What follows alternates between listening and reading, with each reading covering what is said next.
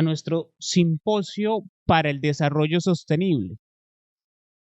The project to create a cyclotron in the Greater Caribbean is an excellent example of a mega project for the region, which will promote and in fact has already promoted at this initial stage greater regional integration and will require international support for its realization.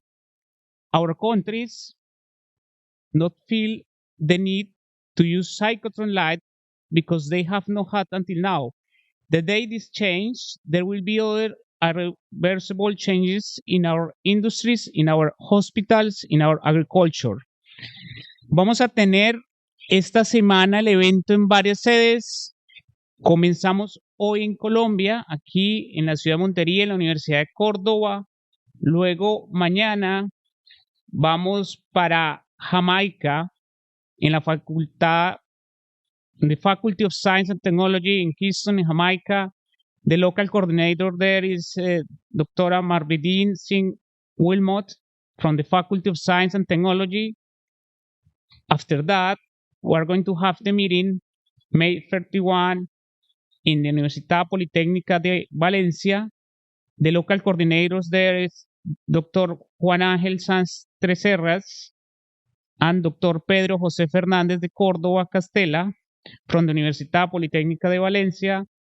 After that, in June 1st, in the Centro Académico Cultural Campus UNAM Juriquilla, Querétaro, and the local coordinator there is Dr. Víctor Castaño.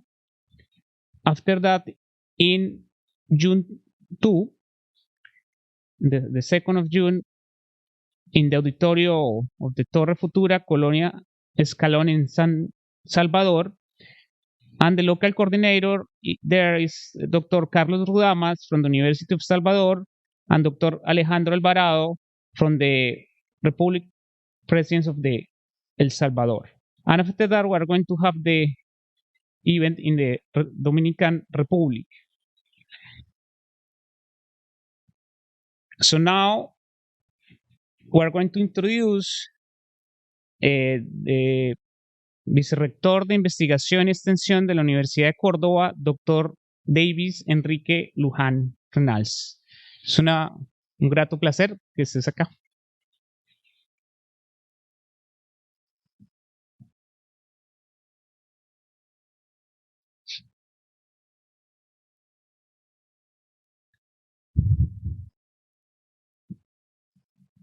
Buen día para todos. Un cordial saludo a el doctor Franklin García Fermín, ministro de Educación Superior, Ciencia y Tecnología de la República Dominicana, al doctor Genaro Rodríguez Martínez, viceministro de Educación Superior, Ciencia y Tecnología de la República Dominicana, doctora Andrea del Pilar Sánchez Chávez, representación del Ministerio de Ciencia y Tecnología e Innovación de Colombia.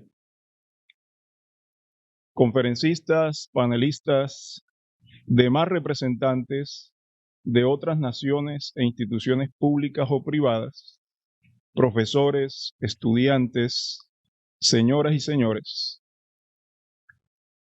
Un saludo especial como agradecimiento por la invitación para los profesores coordinadores de este evento, doctores Camilo Delgado y Hernán Garrido.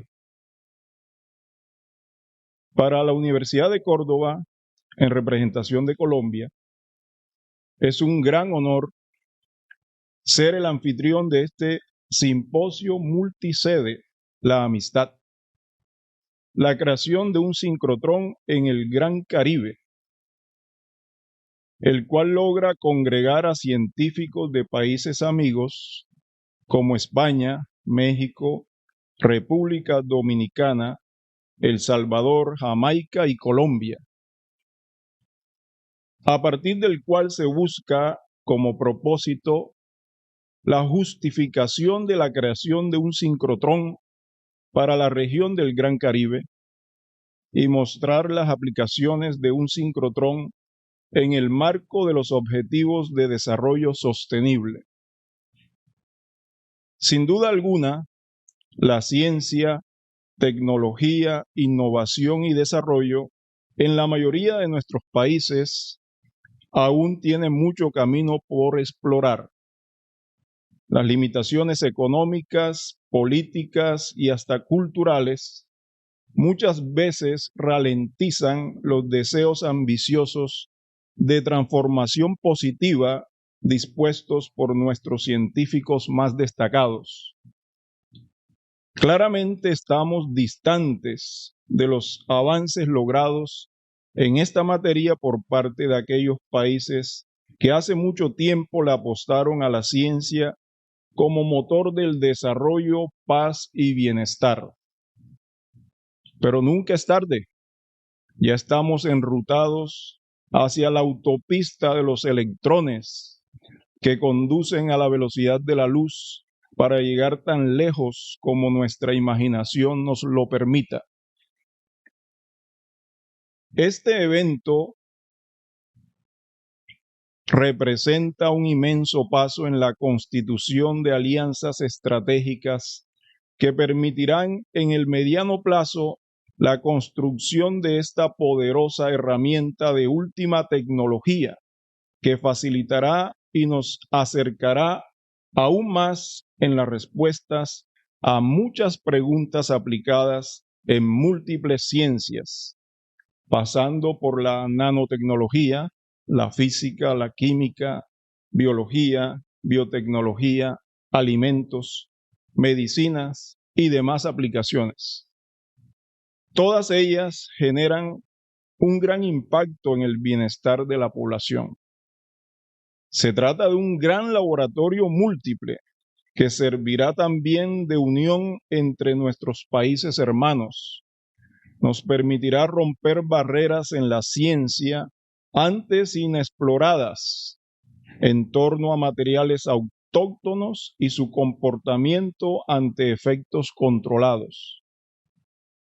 Aunque Brasil ya cuenta con un sincrotrón desde el año 2018, sería una ventaja mayor contar con uno de habla hispana y con tecnología más actualizada, de tal forma que podamos explorar de recóndito mundo microscópico y molecular de nuestra poderosa naturaleza del Gran Caribe.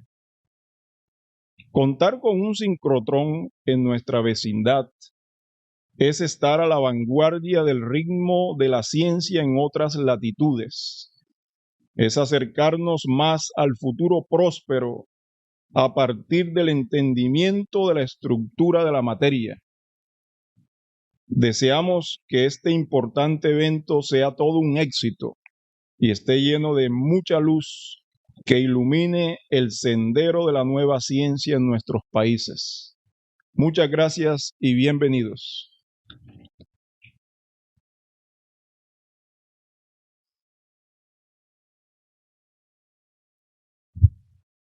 Muchas gracias, doctor Davis. Qué buen discurso. Sobre todo esa parte del Gran Caribe. Creo que lo necesitamos y por eso estamos aquí en Montería. Es decir, el evento de Colombia se realiza aquí en Montería. Es algo muy importante de decir, ¿no? Para unirnos a esta gran iniciativa. Ahora me gustaría invitar a la doctora Jennifer Judith Lafont Mendoza, decana de la Facultad de Ciencias Básicas de la Universidad de Córdoba.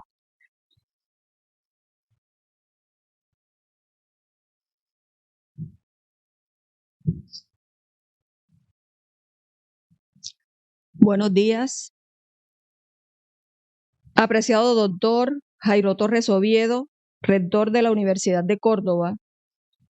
Doctor Davis Luján, vicerrector de Investigación y Extensión de la Universidad de Córdoba.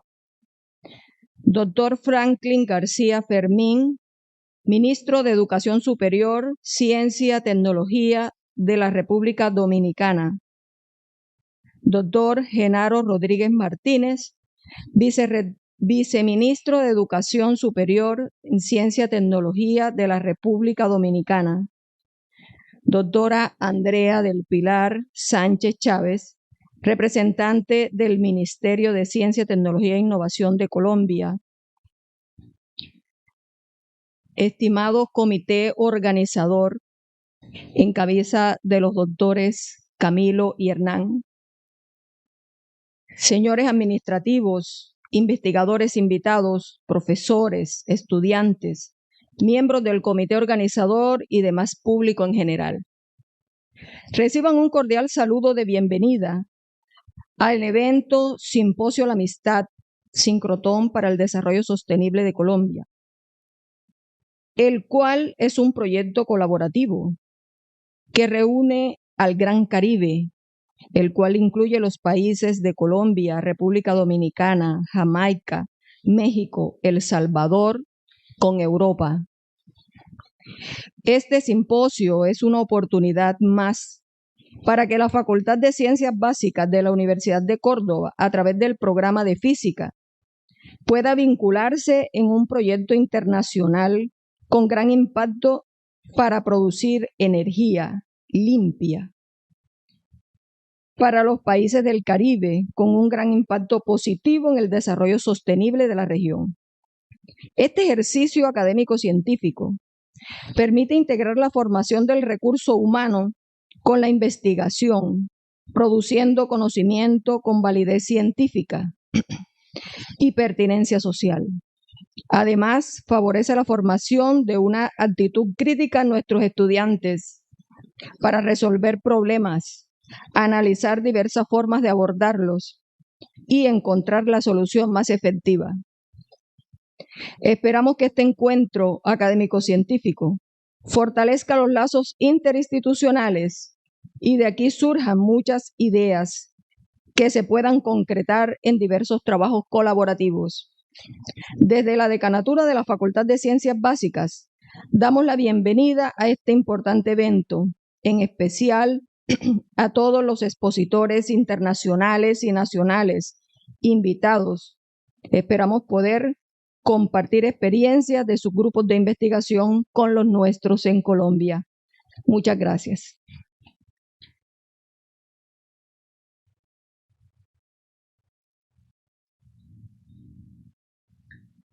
Muchas gracias, doctora Jennifer, y que sí, que sea parte de esa primera piedra, ¿no?, que vamos colocando en cada uno de estos países para poder sacar este proyecto adelante. Yo hace poco le decía a la doctora Jennifer que más que una carrera de 100 metros, esto es una maratón, pero vamos a hacerlo.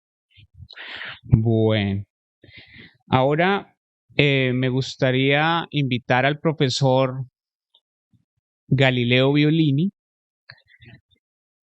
Él es profesor emérito de física, es co-creador del Centro Internacional de Física, incluso ha recibido pues, premios de la Sociedad Norteamericana de Física. So I would like to invite Galileo Violini to talk here. He's stay online, so he's going to join us soon.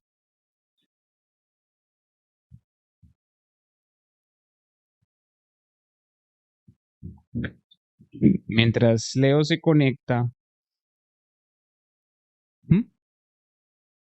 No, pues yo quería como hablar antes algo del proyecto. Estamos hablando que hay todo un equipo de personas detrás de cada uno de los simposios y queremos promover lo que es una sociedad basada en el conocimiento.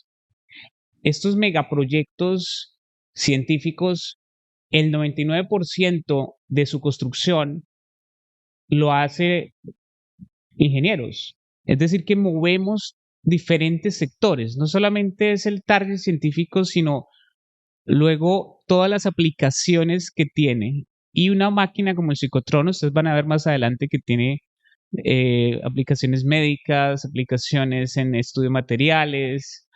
Pues no les quiero adelantar un poco lo que viene en las conferencias, pero no solamente es el desarrollo de la investigación básica, sino también cómo eso lleva a generar productos y articulación con la ingeniería y la articulación con la sociedad, ¿sí? Para generar, al final, resolver necesidades sociales. Entonces, es muy importante que en países como Colombia y de la región tengamos ese tipo de proyectos de alta envergadura. Eso mueve la economía. Muchos países que llamamos ricos se han hecho ricos usando la ciencia y nosotros todavía no hemos usado esa herramienta, ¿no? Entonces, este tipo de proyectos lleva a eso, a ponernos en un lugar donde nuestra economía sea basada en conocimiento. So now, I would like to, no, esperemos un segundo.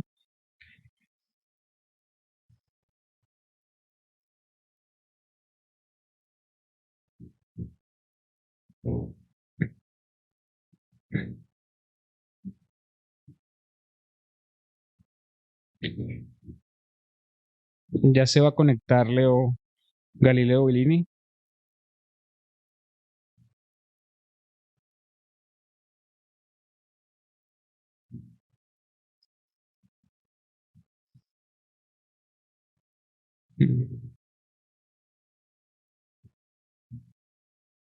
Bueno, no, entonces mientras llega Leo, porque voy a darle la bienvenida a Andrea Sánchez, que es representante del Ministerio de Ciencia, Tecnología e Innovación de la República de Colombia en temas de ciencias básicas y el espacio. Bienvenida, Andrea.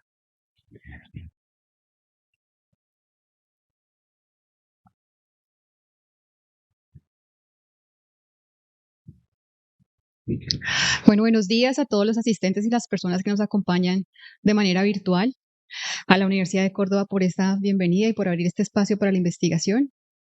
En nombre del Ministerio de Ciencia, Tecnología e Innovación y de nuestra ministra, la doctora Yesenia Olaya Requene, es un gusto para mí en Ciencias participar y aceptar esta invitación que promueve el desarrollo sostenible a través de la iniciativa Sincrotrón para Centroamérica y el Caribe.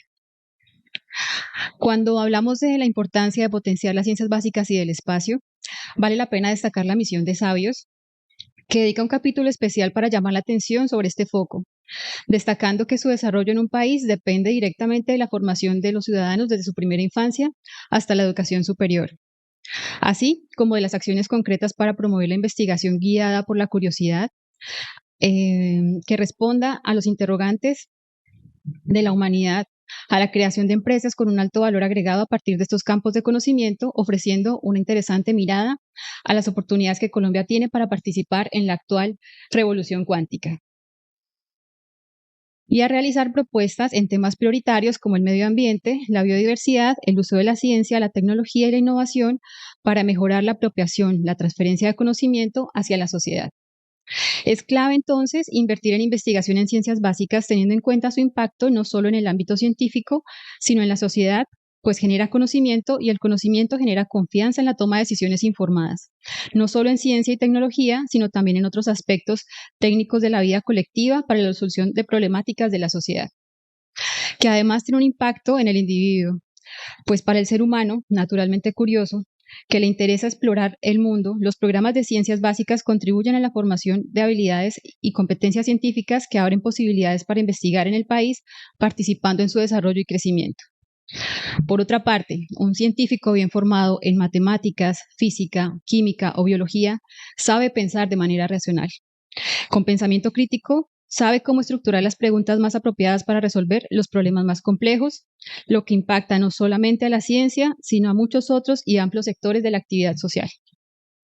Las mejores decisiones, las mejores políticas de Estado son aquellas tomadas por los ciudadanos bien informados, entrenados en el ejercicio de su racionalidad y que tienen una gran cultura hacia la ciencia.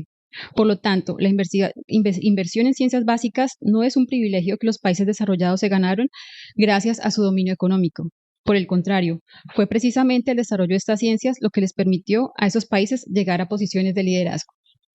La historia evidencia cómo los países desarrollados son aquellos que han hecho una gran inversión en investigación científica.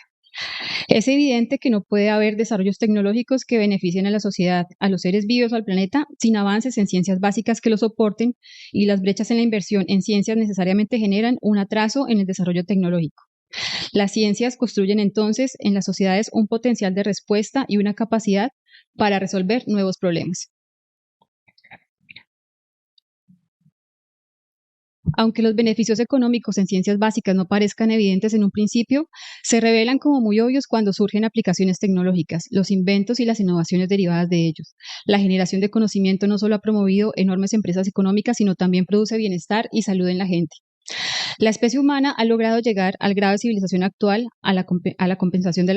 gracias a la comprensión de la mecánica cuántica, la termodinámica, el electromagnetismo y más recientemente la mecánica cuántica. Y en un mundo que ha llegado a los 7.000 millones de habitantes que deben ser bien alimentados, solo la agricultura basada en el conocimiento e investigación científica puede estar a la altura de este reto. Países como China, Corea del Sur y Singapur invirtieron masivamente en investigación y desarrollo, y al comienzo muy particularmente en ciencias básicas, y se han beneficiado inmensamente de este esfuerzo que en pocos años las llevó a multiplicar varias veces el ingreso per cápita de sus ciudadanos.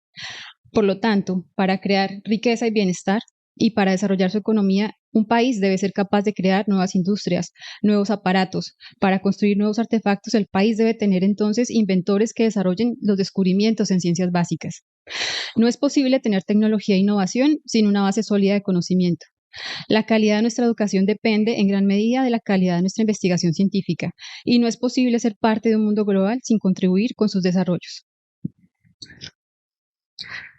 Iniciativas como el proyecto Sincrotrón, además de su valor científico y social, al ser un proyecto colaborativo que reúne países de Centroamérica y el Caribe como República Dominicana, México, El Salvador, Jamaica, España y Colombia, es una evidencia de que la ciencia es un dominio en el que la gente puede colaborar a través de las fronteras, compartiendo los mismos valores, trabajando por los mismos objetivos, incluso con orientaciones políticas diferentes.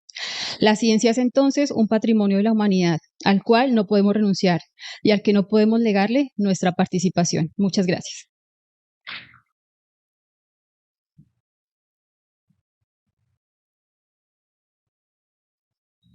Muchas gracias, Andrea, y es muy importante que estés acá en representación del Ministerio de Ciencia, Tecnología e Innovación, que es toda una apuesta de país. Es uno de los ministerios más jóvenes, pero con grandes aspiraciones, y lo que les decía antes, la ciencia es motor de la ingeniería y la ingeniería a su vez es motor de la sociedad. Entonces hay una conexión que nos lleva incluso a hablar de uno de los programas actuales de gobierno, que es Ciencia para la Paz.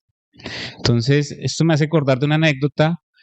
Una vez haciendo una charla de divulgación de astronomía en una zona rural de Bogotá que se llama Sumapaz, y una niña me decía de 12 años, me decía, es que yo quiero ser científica. Y entonces uno como científico dice, ¿qué hago? Y ahí es donde el ministerio, ¿cierto? La articulación con la industria, con la academia, la sociedad civil, los académicos, pues debemos unirnos para también darle ese futuro a todas esas personas que aman la ciencia y que viven por ella. Entonces estos proyectos como el Sincrotrón, lo que les decía antes de esa conexión de generarnos riqueza económica, pero también hay una riqueza cultural detrás. Y con esto me gustaría dar la bienvenida al doctor Galileo Violini.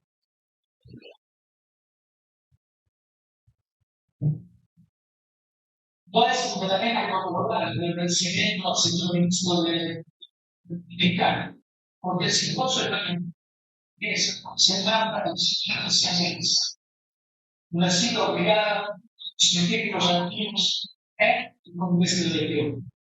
En este mismo maratón, hace 2 años, usted en el ministro apoyó la decisión de un simposio sobre la recuperación post-pandemia de las ciencias latinoamericanas.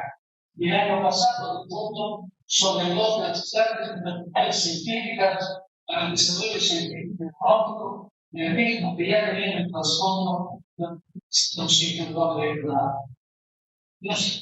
che se vogliate girare y comienza la respuesta que realmente hago respuesta de tamaño infinito. ¿Por qué un sincrotrón en esta región? Existe la capacidad de multiplicar. ¿Dónde puede estar localizada?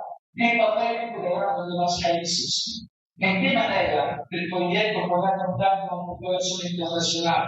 ¿Y qué beneficio? No solo el desarrollo científico se ha de esperar. No pretendo, en esta breve introducción, adelantar cuál puede ser el resultado de esta sesión y las otras 5 fundamentales a esto. Tengo 2 días de desarrollar una máquina médico, sector prioritario. Aprovecho para recordar al anciano por su punto de vista simple.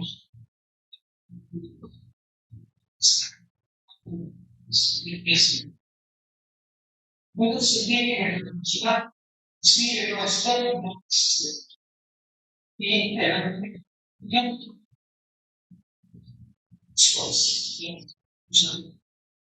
e quindi si supera una delle sbacciatate che si guardate sono dei cross. Il dare superiore è dei cross per l'uomo. I contenuti alcanzati si smettono del salotto superiore che secondo se a menudo permetta la soddisfazione del sistema. Básicas, giustizia e valore sociale. Lo conferma dell'entusiasmo proprio destacando tutto le scientifiche internazionali. Entre los que como el París había aceptado participar en un panel de presentación y discusión su campo profesional. Il panel hubiera tenido su actual progresión en la sesión de clausura de las ciencias comunicaciones. Comisión de los sindicatos había aceptado con generosidad, dada como es la área en que no creas. Lamentablemente, en la parte de los familiares recibimos la noticia de que esto no va a ser posible. En este momento, nuestra organización inicial de la opción del control de pensadores por formulada. En cualquier caso, se mostrará conveniente en la página web del Simposio. La consideración que está en general es un eje del programa de este año. Quiero insistir que no debe tener las palabras biográficas.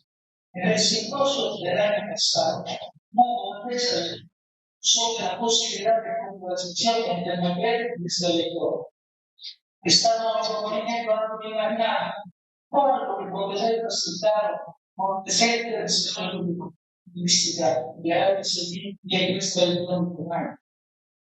Así, el proyecto de Sincrotrón en este lector se está desarrollando con estrecha colaboración con el material. La variable del próximo documental son una presente de grupo. La iniciativa de esta naturaleza son necesarias. Y no me refiero solamente al simposio, sino a la creación de grandes infraestructuras serias. El último enfoque de la carrera para un desarrollo más inteligente.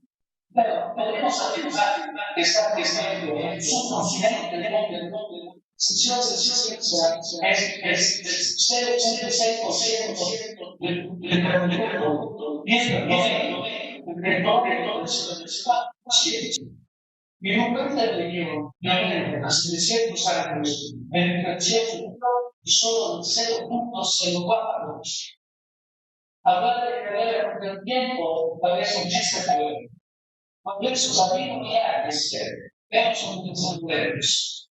Más que la carrera, pues, así que, claro, en la cual en su clase interno y no tiene que centrarse en esta competición. Si nos dices que este imperativo de la practicación interna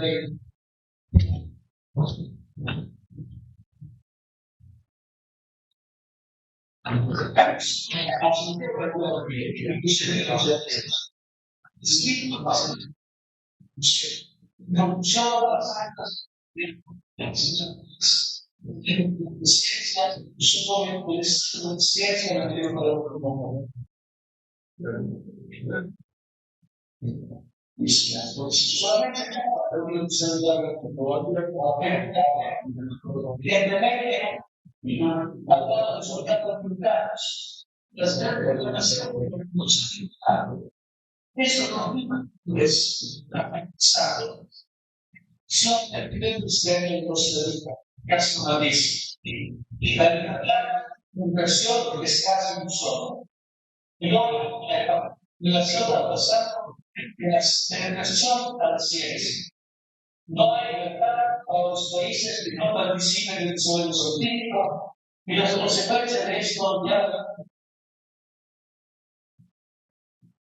es más difícil sacar un pueblo de la certidumbre que su lugar político. Pero la ciencia se hace, aunque le veo no la mentira usted, le veo la más clara que es el lugar. Entonces, si se quiere aprovechar la visión de la extrema actual comunalmente, hay que fortalecer la populación regional. Y esto se va a obligar a generar desde el simposio, independientemente de sus proyectos institucionales. Se tiene claves y muchas aplicaciones.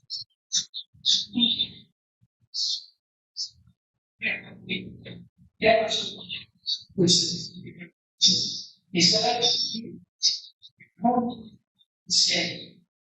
sí, como se está en el Caribe, sigue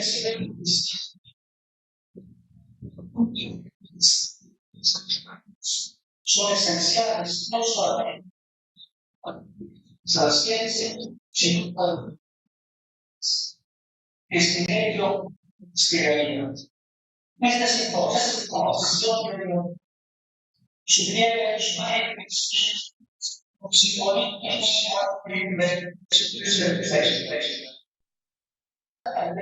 nacional. Aunque no se resolvió acciones sobre esta reforma. Sí es cierto, y no tengo duda respecto de la ciencia y del público, su definición por su ejercicio. Patriarca o Córdoba, no es libre. La adaptación de constituciones constitucionales. Pero por ello, como que hago, como que hago, y no he perdido de hecho, se da la posibilidad de hacer cosas. El proyecto de estructura de ciudades, el proyecto vino el páramo de los pretextos de formar con acusada, empleada con el colectivo por la descentralización andina para la parte de ser en presencia de la escritura de ciencias. Sistema de a las fases de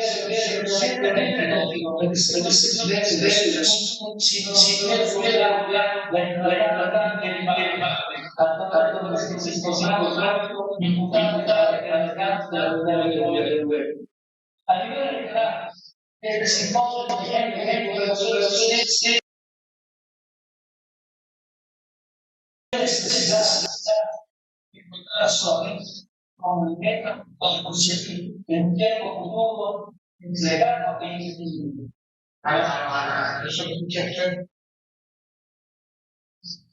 Mañana somos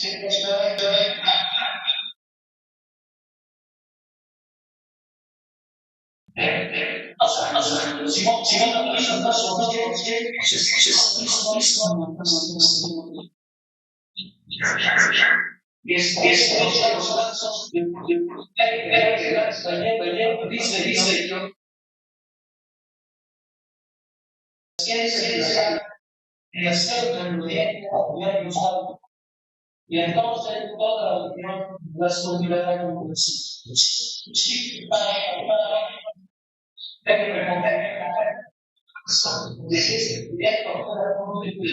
la organización de ese sueño, al menos para las ciencias. Anche Renato di Polstare, classico.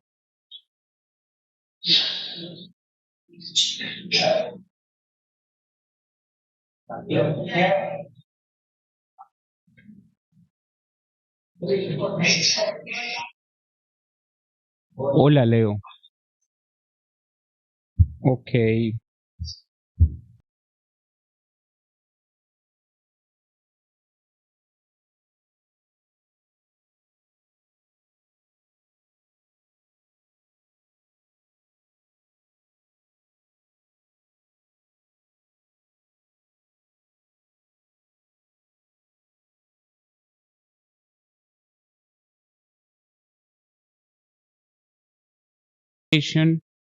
À Télédétection spatiale Université Pédagogique Nationale, Kinshasa, République Démocratique du Congo. And the title is Synchrotron as Sustainable Energy Source for African Countries. Dr. Jean-Pierre Mufamba Mulumba is currently employed as an associate professor, as I told before. He has a master's degree in environmental science at the University of KwaZulu-Natal in Durban, South Africa, and a PhD in atmospheric physics at the School of Chemistry and Physics from the same university. He worked as air quality researcher at UKSN, at SRK Consulting in Durban, and as air quality consultant at Umoyanilu Consulting, after being an atmospheric science lecturer at level 3 for undergrads at the same university. He is a meteorologist by formation and has more than 12 years of experience in air quality monitoring and modeling, data processing, and air quality management and modeling. He is part of the dynamic consulting team that led the draft of the National Framework for Air Quality Management in South Africa. He has contributed to a few baseline assessment reports on air quality management in mining and refinery companies in South Africa, Congo, Uganda, and Nigeria. He's author of several journal papers based on climate change, anthropospheric ozone, and air quality reviews at international level. Okay, so now tenemos el discurso de el ministro de Educación Superior, Ciencia y Tecnología de la República Dominicana, el doctor Franklin García Fermín. Un placer para todos, mi más grato saludo. Me place participar junto a ustedes en el Congreso Internacional de Investigación Científica. El Ministerio de Educación Superior, Ciencias y Tecnología de la República Dominicana organiza para difundir los resultados producidos por los científicos de nuestra región, el cual llega este año a la mayoría de edad y vuelve a ser presencial después de la emergencia de la pandemia. Es el evento estrella de un denso programa que se va desarrollando durante una semana entera, la Semana de la Ciencia Dominicana, la cual discurre entre el 5 y el 11 de junio, y cuyo evento principal es el Congreso Internacional de Investigación Científica, 7 al 9 de junio. Cuando hace 3 años tuve el honor de asumir la responsabilidad de dirigir el Ministerio, recibí la propuesta de incluir en el programa un simposio de política científica cuyo interés trascendiera nuestros programas nacionales. Ese año el tema fue la recuperación de la ciencia latinoamericana cuando terminara la pandemia de la COVID-19. Iniciativa que tuvo seguimiento el año pasado cuando se analizó el impacto de grandes proyectos de infraestructura científica para los nuestro desarrollo científico y para el alcance de las metas del desarrollo sostenible. El tema del simposio de este año tiene un nexo natural con el del año pasado. Entre las grandes infraestructuras científicas, los sincrotrones, gracias a la versatilidad de sus aplicaciones y por los grandes progresos tecnológicos, tienen inigualables aplicaciones relevantes para la 13 de los 17 objetivos del desarrollo sostenible. Sin embargo, hay grandes desigualdades en el desarrollo tecnocientífico. En Asia las hay en un amplio conjunto de países que no se limita a los más poblados y desarrollados, mientras en África no las hay. Y en nuestro continente, fuera de Estados Unidos y Canadá, hay únicamente el caso de Campina, en Brasil, cuyo director, el doctor Harry Westphal, participará en una de las sesiones de este simposio. El estancamiento de propuestas nacionales tendientes a superar esta desigualdad muestra la necesidad de una colaboración entre nuestros países y de un fuerte apoyo internacional. El caso de Sésame, el Sincrotrón, creado en Jordania hace 20 años con el apoyo de la UNESCO, a pesar de aparentemente insuperables dificultades geopolíticas, confirma que es una meta posible y enseña la ruta que hay que seguir para un programa de formación del personal y de ampliación de posibles usuarios. Proyectos de esta naturaleza tienen su justificación principal en el desarrollo social y económico que catalizan, pero no hay que olvidar unos resultados intangibles y no específicos del proyecto.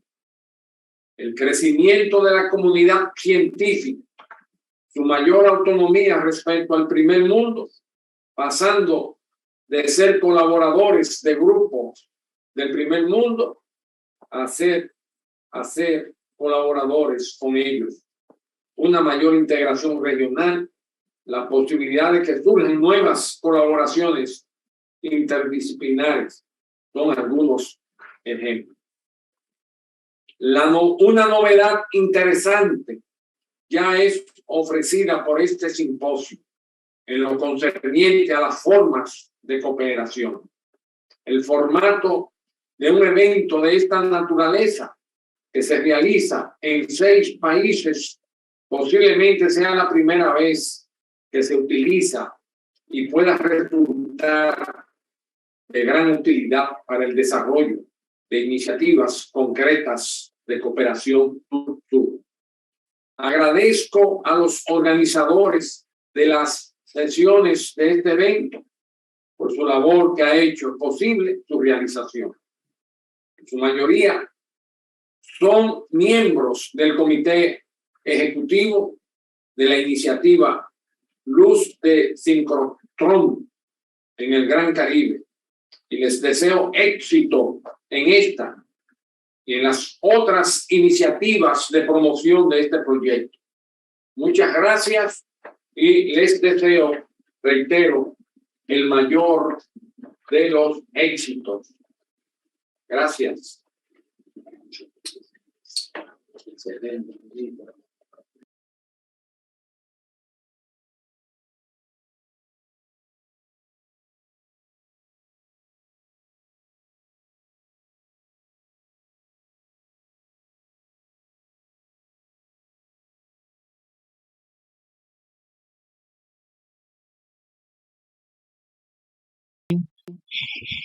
Un saludo.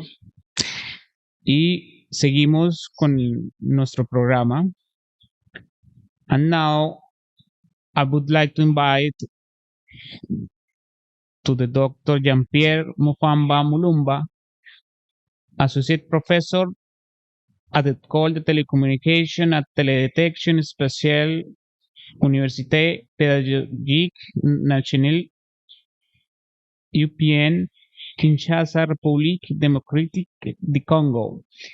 The title is Synchrotron, a Sustainable Energy Source for African Countries. Welcome, Jean-Pierre. So thank you very much for hearing me this morning in Colombia. It's 4 o'clock here in Kinshasa, in Congo, Democratic Congo. Right. We are going to talk about Synchrotron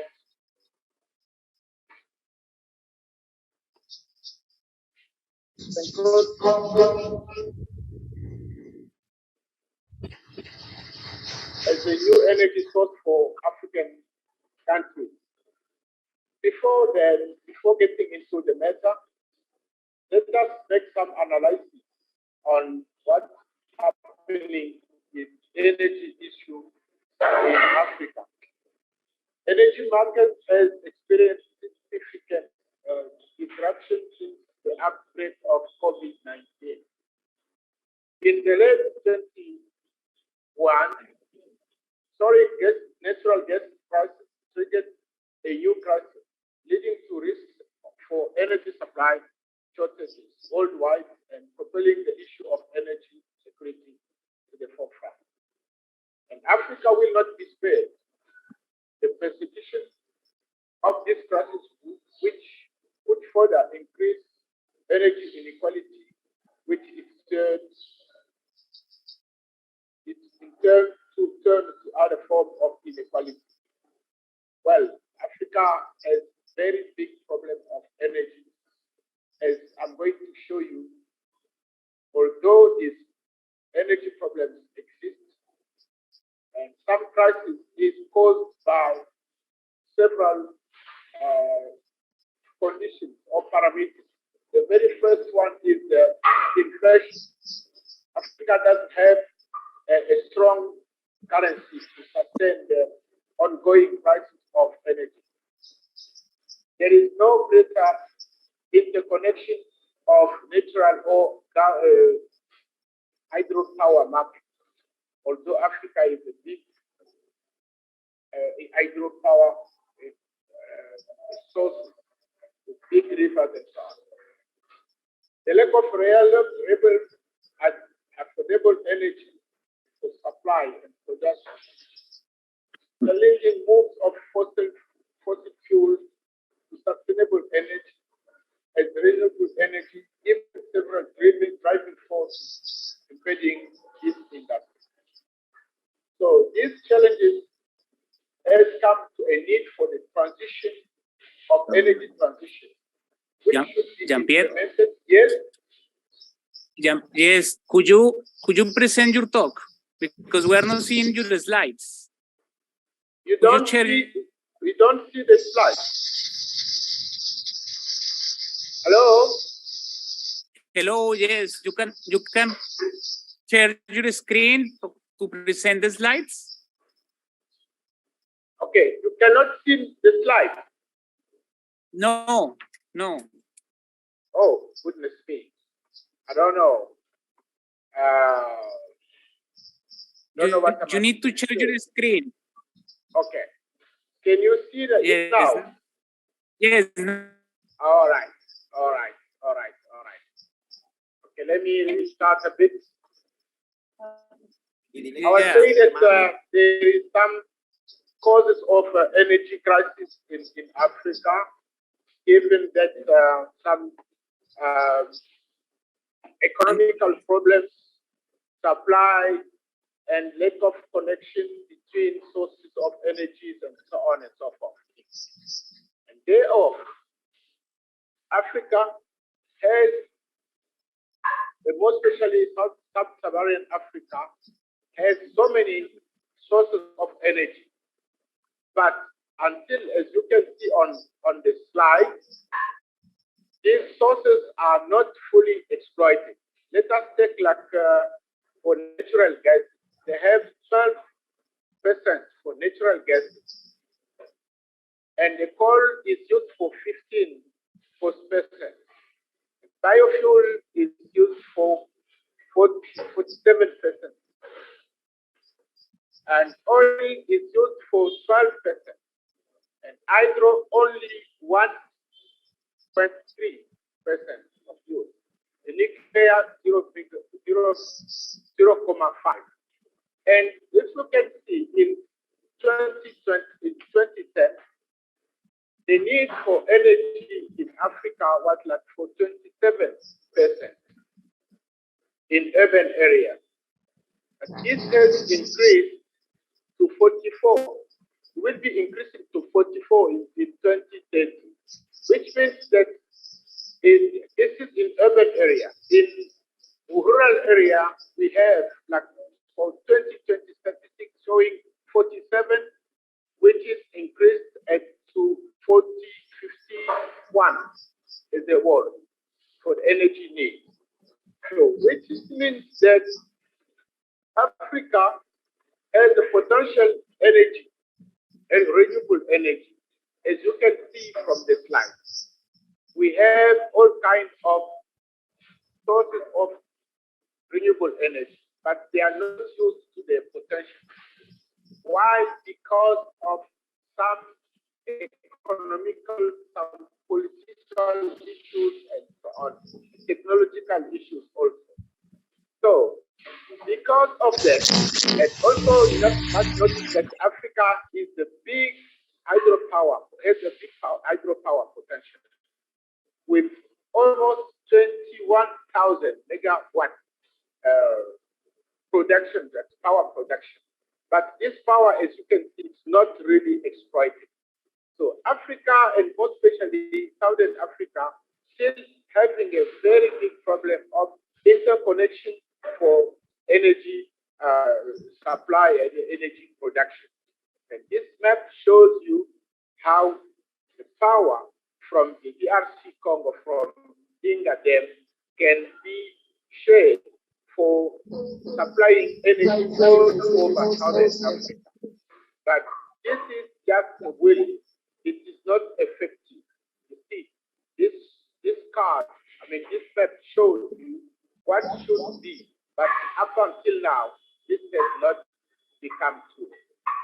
And then you can see now the need of African energy statistics. As you can see from the year 24 up to year 2012, the need for energy in Africa has increased.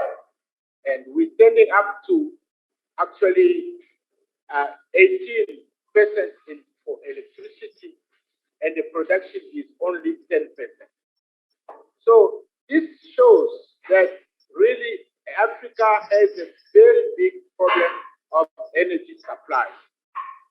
And then the crisis of energy in sub-Saharan Africa, as I said, it comes from the supply. There is no supply chain given to a very big demand. Since the event of COVID-29, there has been a very big disruption. So these factors have made Africa to look at how to boost up energy supply, trying to get into energy transition. That is why when you look at the need of African energy, we have noticed that Synchrotron and put African demand on energy for so many applications. Is characteristic the source of radiation. High energy and proton flux, continuous covering growing from far infrared to hard X-ray, small radiance, also determined mainly by the economic dimension, high brightness, and hence high social coherence resulting from the combination of small sources, size and divergence, polarization of light linear and orbit plane with the circular components above and below the orbit plane. All these characteristics of synchrotron energy can have the advantage of being a wide and application cover for the whole range of basic and applied science. And also it can include industrial like lithography and micromechanics and medical application use.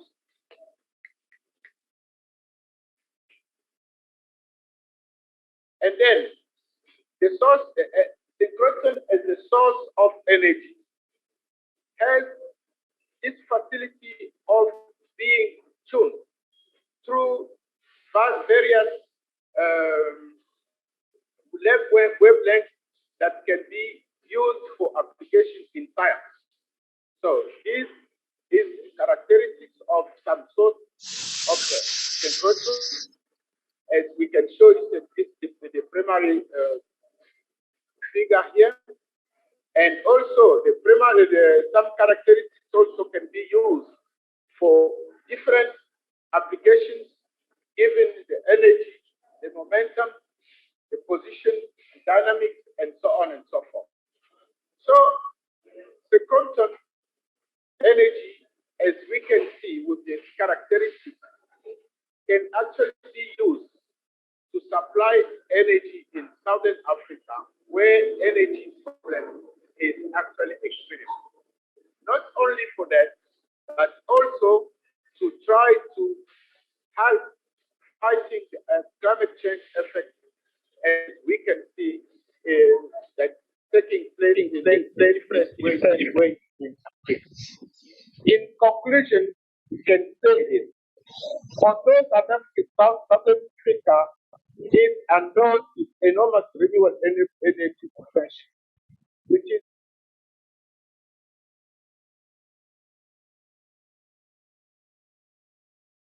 and we have shown it about. Now, since the hydropower, almost 20,000, with 21,000 megawatts that can be produced, constitute a clean and reliable energy in Africa, we have the impression we have imperial obligations to maximize its production and the distribution in order to satisfy increasing demand for therefore meeting the Millennium Development Goals. But this is a will, as people as African countries have been struggling to get funding to manage the hydropower energy and to add solar and so on, but this never worked. At this time, we also know that synchrotron energy can be a solution through its characteristics, can be a solution for sustainable and affordable energy sources for sub-Saharan African countries with a bid to decrease issues of fossil energy use and effect on climate change. This new technology is not known really in Africa. It needs to be implemented with immediate effect. And in all Africa, and more especially in Southern Africa in particular. Having said that, I thank you.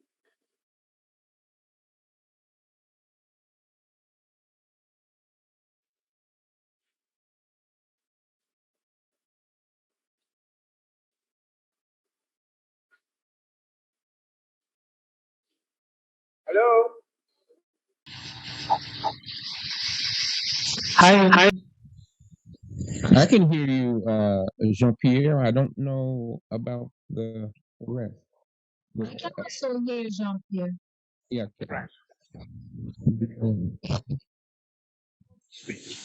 Yeah, I think. Also, because the implementation of this because economic, political, social issues. The network that is a way, find a way, find something quickly. It's a new technology, not known, and we get the will of making it being implemented through bilateral cooperation or multilateral cooperation. Very interesting. But I think we've lost our Colombian connection again for some reason. Carolina Santa Cruz, are you there? Yes, I am. Good morning. Good morning in Colombia. How are you? Hey, I don't know. We keep losing our connection to the central. Yes. It is a pity so much technical issues during the meeting. Yeah. But I don't have connection with them through WhatsApp. I mean, with the technical team. I am speaking to them, Carolina. Okay, Mervadine. Good luck with that. Okay, so let's wait a bit. I these are the troubles of us in the developing world, I guess. Okay, we'll wait. Thank you.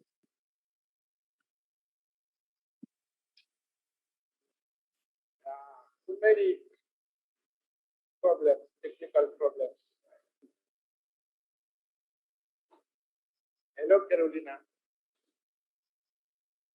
Good morning. How are you? My pleasure to greet you. I'm fine, thank you. You're speaking to Jean-Pierre. Yes, Jean-Pierre. Yeah, congratulations on your words. Yeah, thank you so much. I tried, but this is a very new style. It's not really known in Africa. Okay, guys, excuse me a moment, Jean-Pierre. So I just got word, and they're asking us for 2 minutes. All right. They're working on it. So let's continue the discussion here among ourselves. Okay. I hear you a bit hard, Jean-Pierre. But I did not understand, Jean-Pierre, how you would produce the energy from the synchrotron. You didn't know how to use it. No, I don't understand how you extract energy from the synchrotron to do what you are proposing. Yes, that's what I'm saying, that synchrotron energy is a new technology of using particulates to produce energy from the synchrotron. It's a machine. It's a machine that's producing a kind of energy that can be tuned to different length waves. So, as such, it can be used for light, to produce light. A synchrotron can be used also to do some application on X-ray, on mechanics, on medicine, using different range of wavelength of energy wavelength. So that's what I can say for now. Because I've seen the synchrotron would be used to study, for instance, materials that you would use in solar cells and things of that nature. So it has many energy applications to energy storage, for instance. Exactly.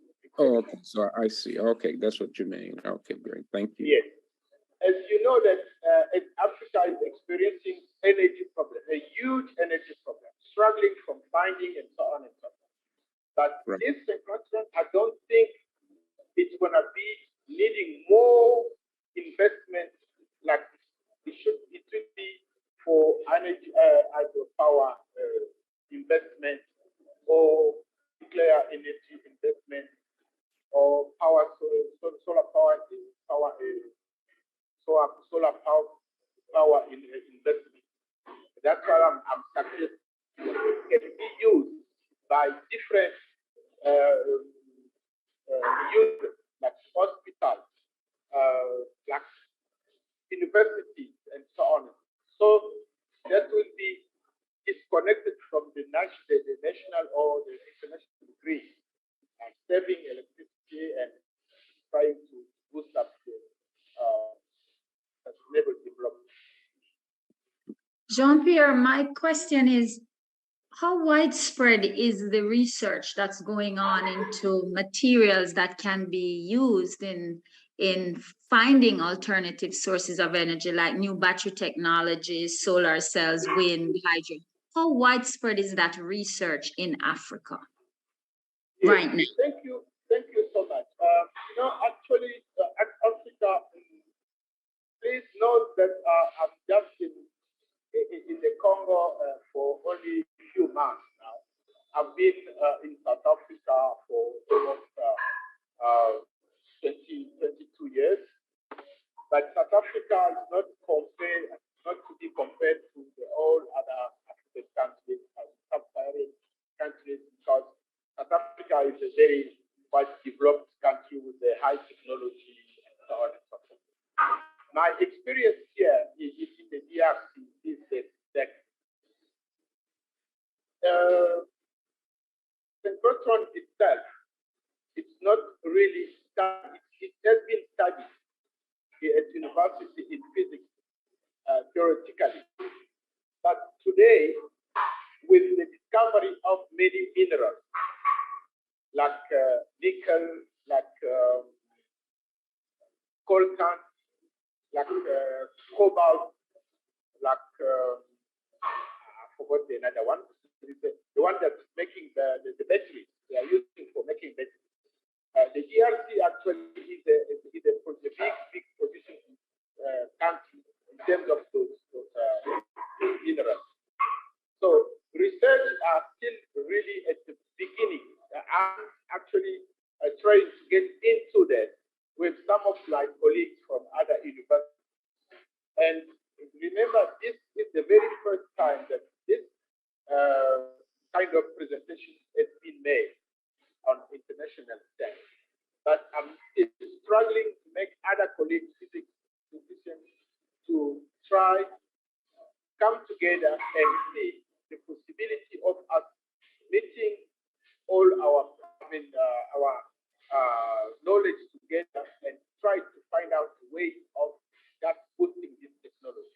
We have all all necessary materials for the application of this technology, but we have to sit together and work on it so that we can really try to make it work.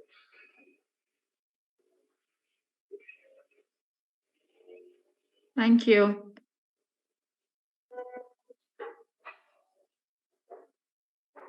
So any response, Marvadine, from the organizers? Okay, there's a message that just came in. Carolina may be able to help us with the translation. It says, Carolina, are you hearing? Sakazi, you speak Spanish? I do. Okay, it says, ya volvimos, and then no hay problema, podemos seguir, S-E-G-U-I-R. Yes, following. They are asking if we can follow. I mean, we are hearing already, so we can continue with the meeting. But I just wrote on the webinar chat. The thing is, it seems like we have a different connection from them. Right. I told them that we are talking among ourselves, but they are not here. Let me say that. Or if you want, you can share with me the WhatsApp, the WhatsApp number, so I can call them. Yeah, let me do that, Caroline. Thank you. Sorry, I'm gonna put it in the general group for you here, Carolina. It's fine. Thank you very much. Okay.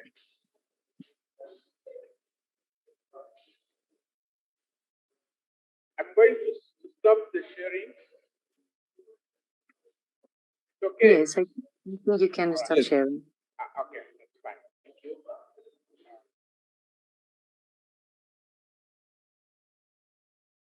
which has played a crucial role in the development of intense particle accelerator, including Synchrotron light sources.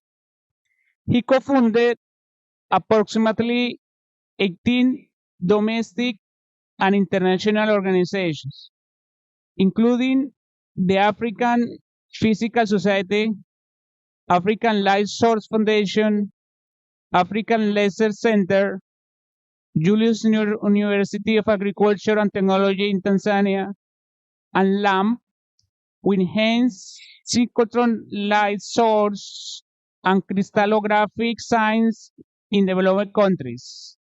He recently served as chair of the IPAP C13 Commission on Physics for Development. He is recipient of the American Association for the Advancement of Science 2023 Philip H. Abelson Prize for his many contributions to scientific research and policy, the inaugural International Science Council 2021 Policy for Science Award, the American Physical Society's 2017. Yes. Can you hear me? So, yes. So I would like to invite to Dr. Sekasi Mingwa.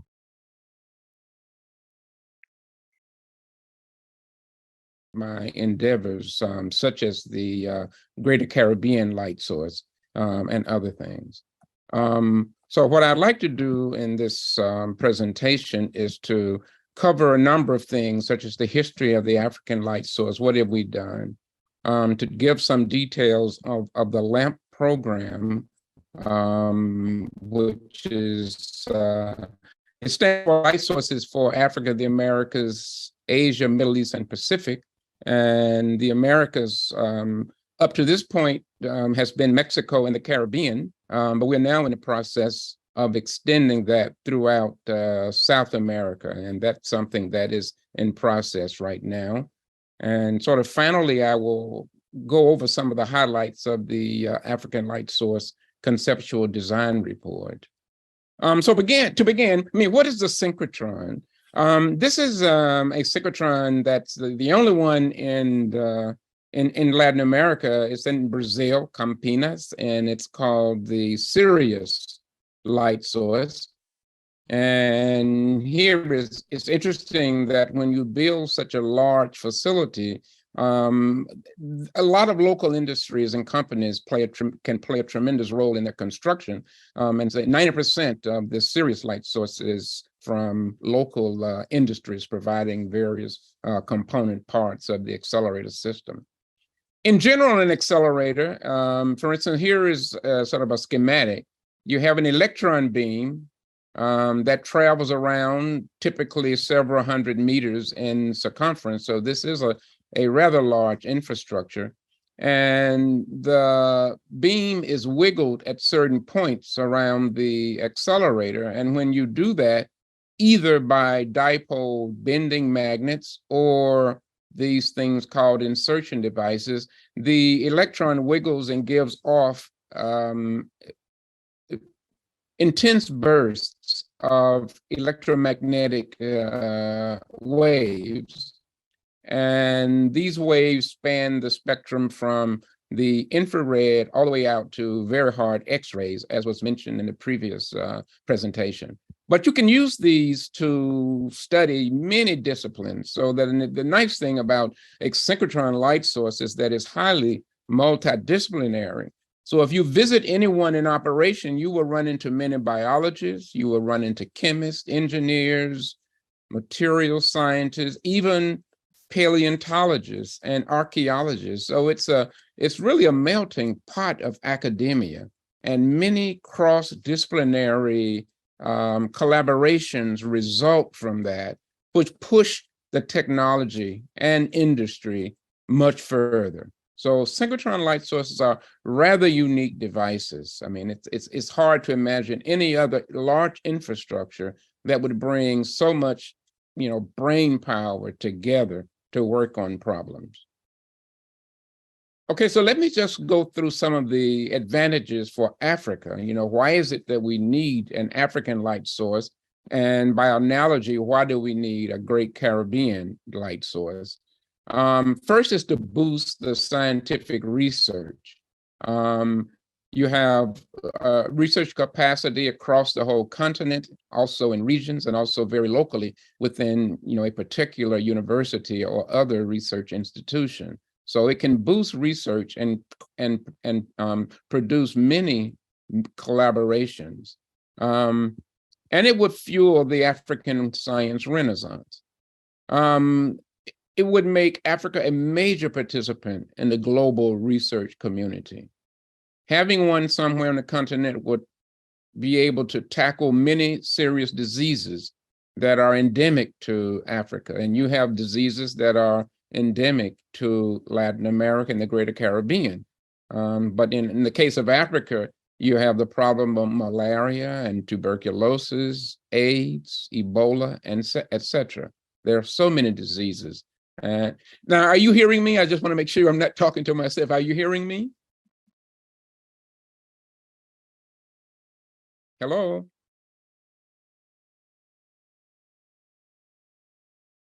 I'm hearing you, Sakazi. You are, Camila. Oh, wow. That's the problem we lose them. So all the students in the audience are not here. The public and they hear perfectly well. Yeah. Oh boy. I imagine the same if we hear here and otherwise and as well. This is what Carolina was saying, is that it's like two meetings. So all of us can hear each other, but the main place where you have government officials and students and so forth, they are not hearing us. That's a shame. So I don't know what to do. Maybe Marvadine, could you contact them again and let them know? I'm gonna call them again. I'm calling. Okay, go ahead, Caroline. Okay, let's see.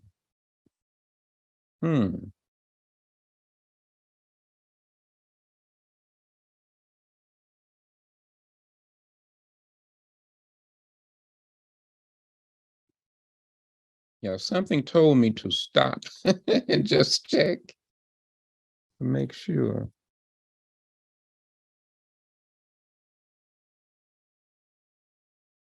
So Carlos, are you hearing also?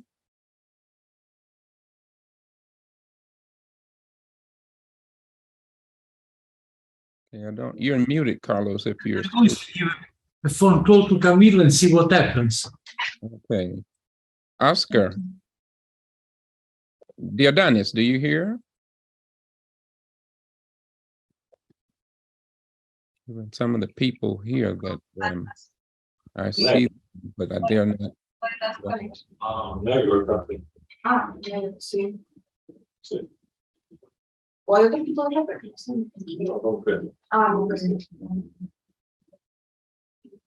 It's really weird. As soon as we start sharing screens, that's when we lose them.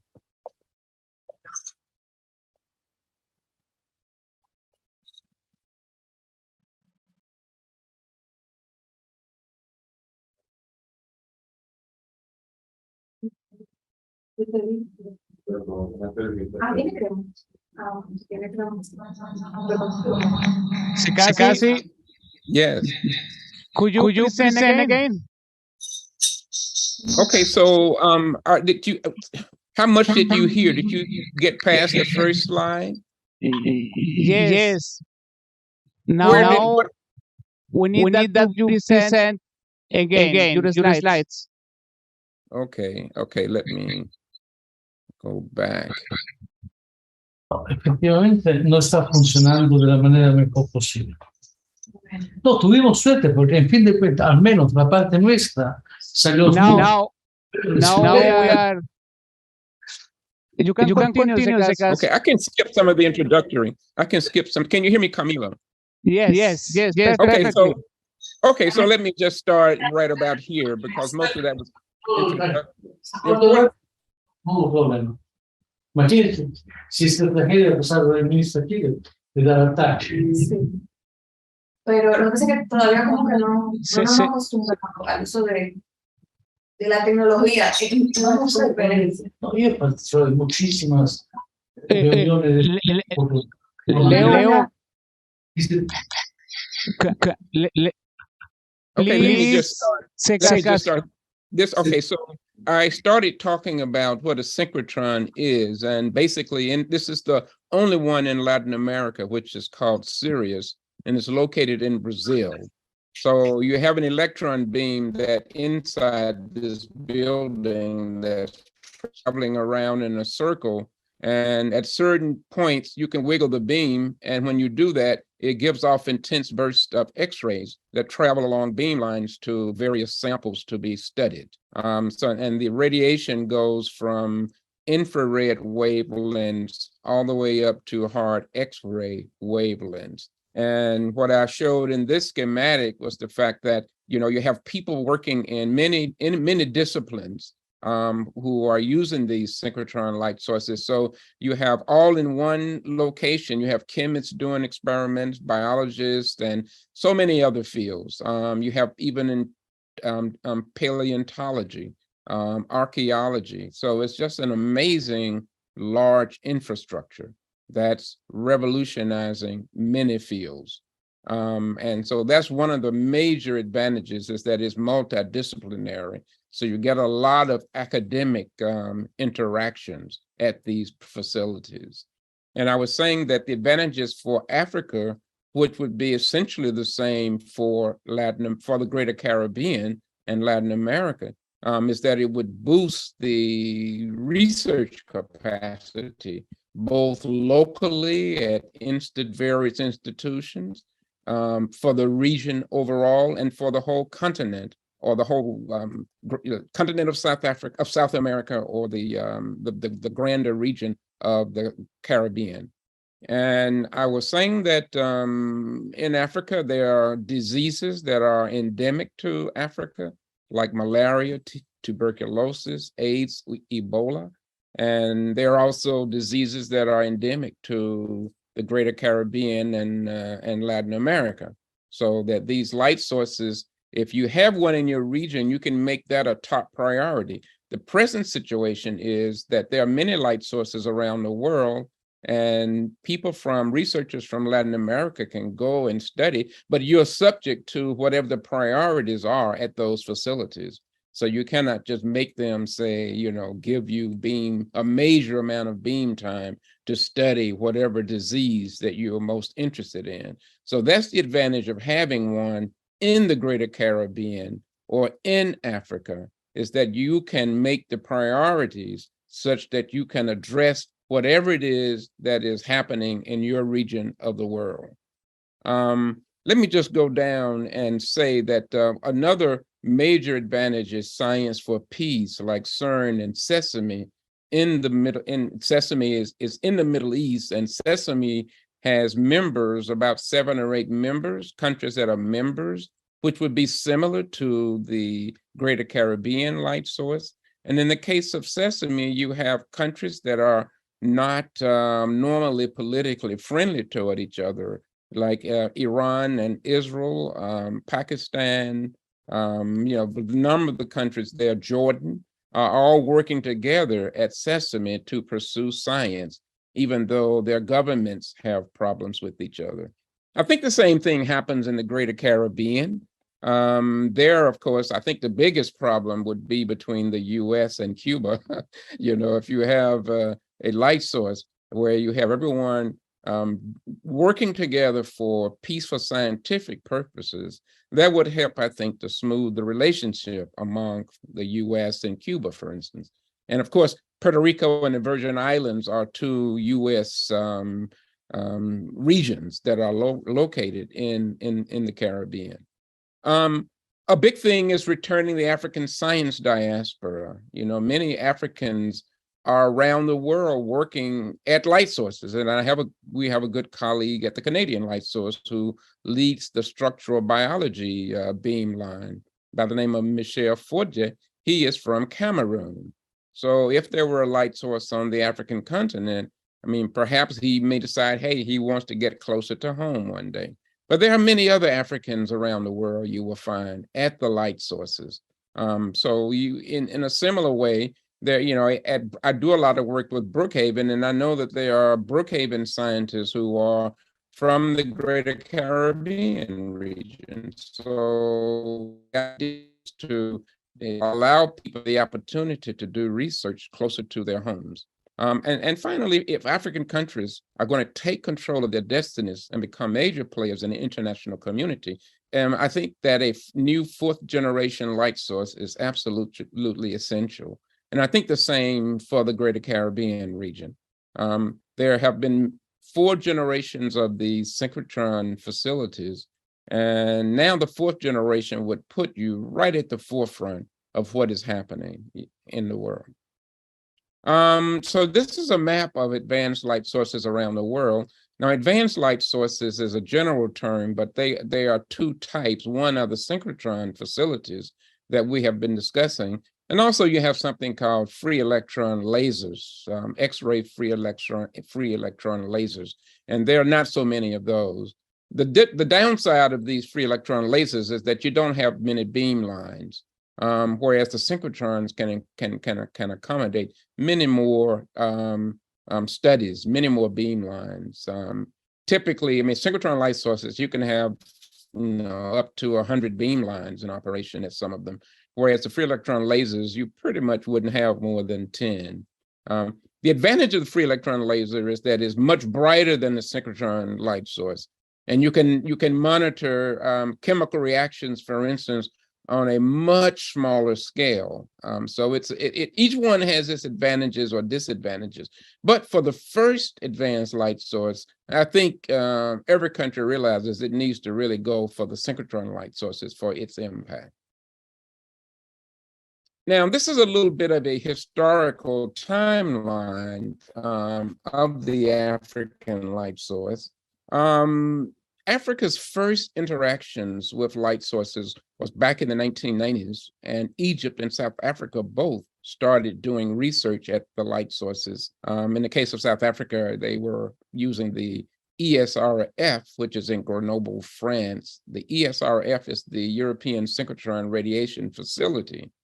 And it took a while. In 2003, 2002, 2003 was the first call for a Pan-African light source. And this was a call from an organization called the African Laser Center, which I was fortunate enough to be involved in the starting up of that particular organization. But we put in the strategy and business plan way back in 2003 that we should have a Pan-African synchrotron facility at some point in the near future.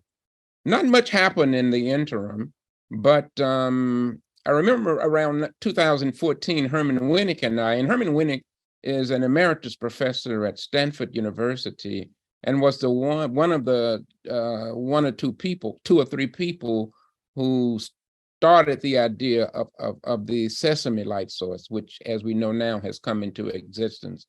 But Herman and I wrote a paper urging the African community to push on an African light source.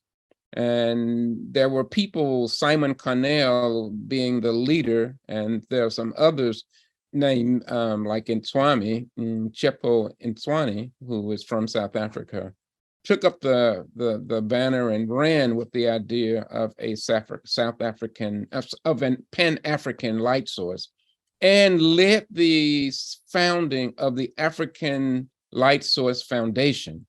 That organization had its first big conference, AFLS1, in 2015 at the ESRF, the European Synchrotron Radiation Facility, and was hosted by that facility. And the Director General, Francesco Sette, has played a big role opening up his laboratory to us and continuing to promote the idea of an African light source. And since that time, we've had several, in fact, we pretty much every year will have an annual conference. This year's conference will take place in November. And for the last several years, 2 or 3 years since the pandemic, those conferences have been virtual.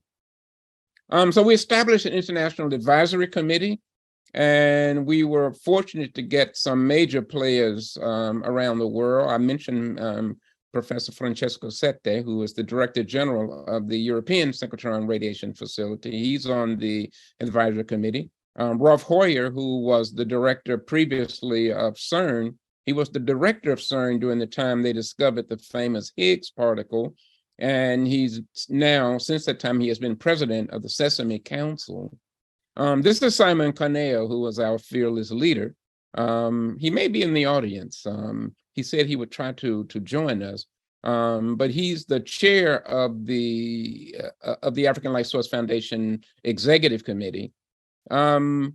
This is Harry Westphal. It's important to point out he's the director of the Sirius light source in Brazil. So it's very important. We've had support from the International Atomic Energy Agency, Professor Melissa Denecke, who is on our committee, and a number of others. Here is Caterina Biscari, who is the director of the Alba light source in Spain.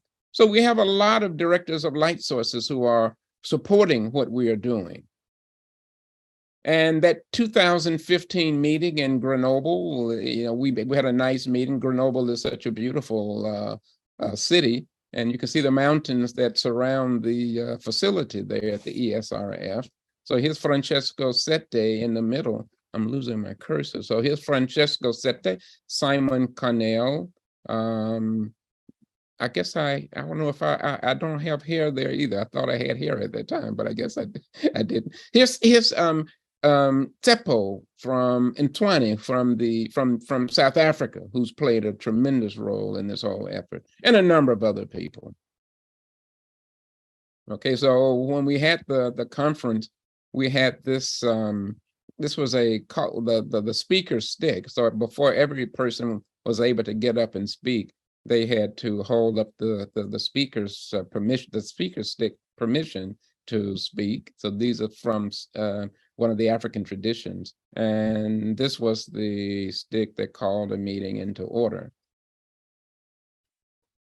Okay, so one of the important things that we did was to draw up a list of resolutions, which since it happened in Grenoble, it's been known as the Grenoble resolutions, which give the why for an African light source. Okay, so the first bullet says advanced light sources are the most transformative scientific instruments, similar to the invention of conventional lasers and computers, because we know how lasers have just revolutionized many fields. So have computers, and light sources are doing precisely the same thing, cutting across many academic disciplinary boundaries. So they are revolutionizing just a myriad of fundamental and applied sciences. The community of researchers around the world are rushing to construct ever more intense synchrotron facilities.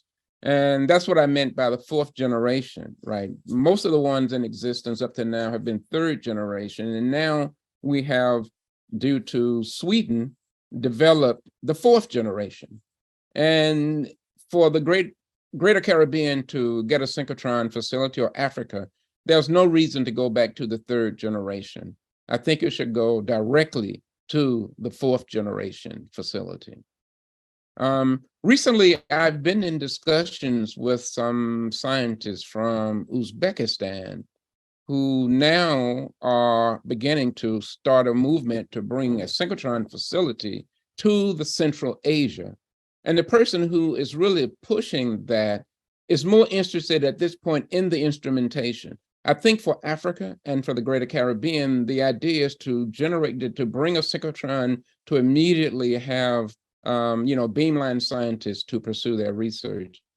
But they're doing it from a little bit different perspective. They want to play around with magnets and get students up to speed on engineering with accelerators and so forth. So in their case, perhaps a third generation machine would be fine. In fact, there may be a possibility of getting such a machine or parts of the machine donated to them so that they can start educating students in engineering of accelerators. Okay, we mentioned earlier about the fact that having a light source would help with bringing the diaspora back. And and the last one, taking control of destiny. So I've covered that. Okay, so this is what our last in-person conference, which was in 2019 in Ghana. And in this one, we had a joint conference with the the beginnings of the African Crystallographic Association, as well as the African Physical Society.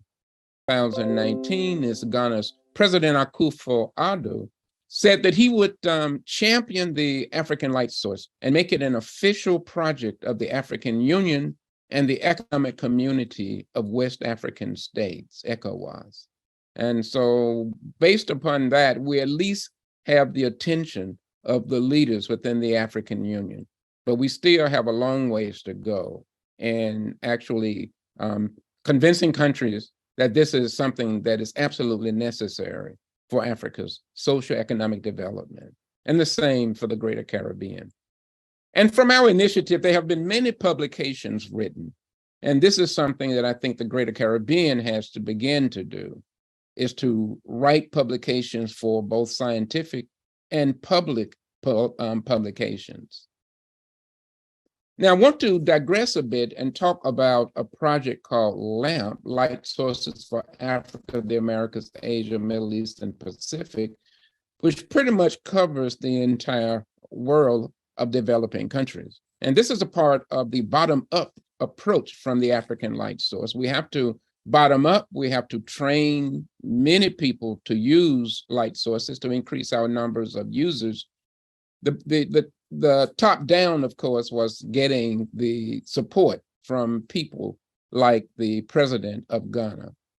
So the LAMP project, the website is located there. There's the web link, and we invite you to go and visit that link.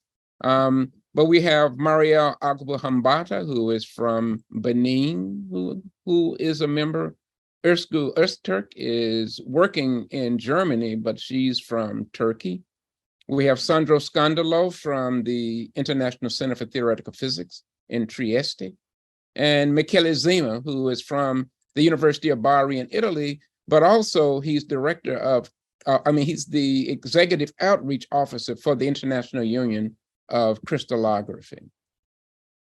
Now, for the LAMP project, we have a number of light sources that have agreed to help us train light source users. So these are our collaborators in this respect of training new users. And I point out that Sirius Light Source in Brazil is one of our partners. Well, you can see that we have partners from all over the world, USA, Spain, Canada, Italy, it just goes on, down to Thailand, Taiwan, and so forth. And the projects of LAMP, number one is to develop a strategic plan for each region. Let me stop here first and ask, Camilo, are you hearing me? Oh, no. Oh, you do hear? Okay, great, fantastic. Okay. Fantastic. Okay. And how am I on time? Okay, great. Okay, so LAMP projects then. So one thing we did, we developed strategic plans for each of our regions. We have a colloquium program where we send experienced light source users or accelerator people, synchrotron designers and operators and so forth, to various regions to educate people about what these devices are all about. We've produced a brochure for government officials and the public. So it's a non-technical brochure and it's on the website. And we also have the FAST team program, which is the faculty student team program, where we send a faculty person and that person's graduate student to a light source for 2 months of training. Okay, so the strategic plans can be found on our website. The colloquium program, the information about that can be found on our website. And this was one that is extremely interesting. We sent a physicist named Thierry d'Almeida, who works in France for the French Atomic Energy Commission, but he's originally from Benin. And we sent him to Benin to give a lecture about LAMP. And somehow the information got to the president of Benin, who invited Thierry to come back again for further discussions. And out of those discussions, Thierry and colleagues were able to establish a crystallography training program, not only for Benin students and researchers, but also for other countries, researchers and students from other countries. And so we had 3 training sessions before the pandemic hit. And these were in person. I mean, the school is designed to be in person, hands-on, because we're getting more and more crystallography equipment. We have a single crystal diffractometer, and currently a powder diffractometer is arriving. And by the end of the year, a tomograph machine will be arriving. But you can see that we've had many learners, many students from a number of African countries that are there, not only Benin, but Burkina Faso, the Democratic Republic of Congo, where our first speaker was from earlier today, and so forth. You can see that we had quite a few. And we've had 20 invited speakers to come in and to teach the students. And this graph shows you the various concentrations of the students. So you can see we had most of the students coming from physics discipline, but we also had chemistry and material science, biology, pharmaceutical sciences. So this has been an extremely successful program. In fact, I think one of our participants, Marvadine Singh Wilmot, Dr. Singh Wilmot, visited and participated in the program. So it's not only for students, but it's also for people who already are researchers in crystallography. And this connects them with the facilities there. So this would be a training program, or it is a training program. And it's also a research center for crystallographers. Now, this is the LAMP brochure where we describe in 5 languages. So you can see Spanish is one of the languages. We have Portuguese as one of the languages, Arabic, French, and English, and is located on our website. Now, the faculty student team project that I mentioned, and I was very disappointed that we did not have so many applications from the Greater Caribbean in our last competition. But we had so many from Africa. And I think the reason is that one of the things that the African Light Source and LAMP does is to host a synchrotron school at the first of the year. This year was in the end of January, 1st of February for 2 weeks.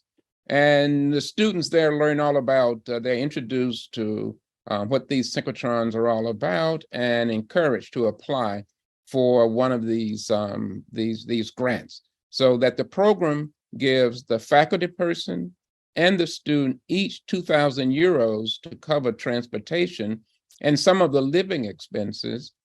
And our partner Light Source, the 17 that I showed you earlier, will provide free housing and contribute to per diem meals.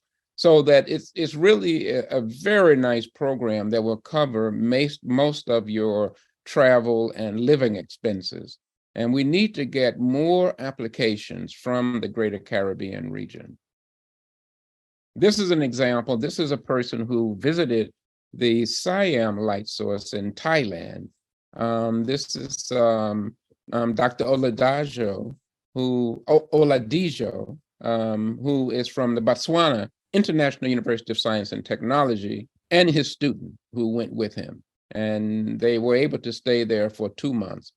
Now, Phil actually was a LAMP awardee previously. So a year prior to this, he spent 2 months in Japan at their photon factory.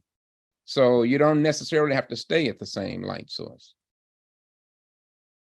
Let me skip this. This is that African Laser Center that I mentioned to you, which is a part of our bottom-up, because we are building laser laboratories and collaborations across laser labs. And we've had collaborations involving mainly South African researchers in collaboration with researchers from these other regions. The African Laser Center is based in South Africa at their National Laser Center in Pretoria. And this is when we founded the organization back in 2003. And I actually had hair there. I don't have hair anymore. It's interesting to work with people early in their career and to see them blossom. Now, this gentleman in the back, in the very back in the middle, is Philemon Njawaha, who was the chair of the African Laser Center. He was the manager of their National Laser Center. But for the last 10 years or so, he's been Director General of Science and Technology for the whole country of South Africa. So it's great to have people who are in these positions who know what we're trying to do when we're out here working in the trenches. Okay, so here was a synchrotron science workshop in South Africa that was held back in 2011.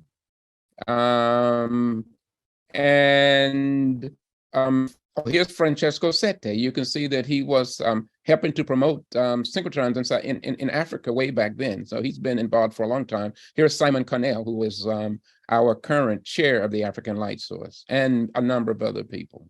Here's Herman Winnick, in fact. I mentioned Herman Winnick. He is the honorary president of the Greater Caribbean Light Source. He is a man who has been promoting light sources in developing countries for decades now. And I think he's someone that we all should be familiar with.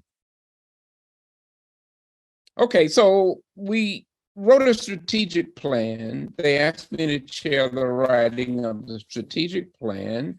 And one of the things that we said is that South Africa should, in fact, become an associate member of the ESRF. And in fact, that eventually happened. And here you can see, here's the Director General, Francesco Sette, along with Simon Connell, who was the chair of the South African Light Source Foundation, and Tsepo Tswane, who has been working with Simon and the rest of us in pushing this forward. Okay, so we have come to the point of a conceptual design report. We have a rather large editorial staff. This was a major undertaking. And let me just go, just to give you an idea, we have approximately 100 people who have contributed to this whole process. And somehow, I don't know, I was tricked into becoming the editor-in-chief somehow. So this project has consumed my life for the last 2 years, almost full-time, because we've had many people contributing to it. And my job has been to contribute to it, as well as to try to edit and mold all of these contributions into a coherent document, which we now have the first draft.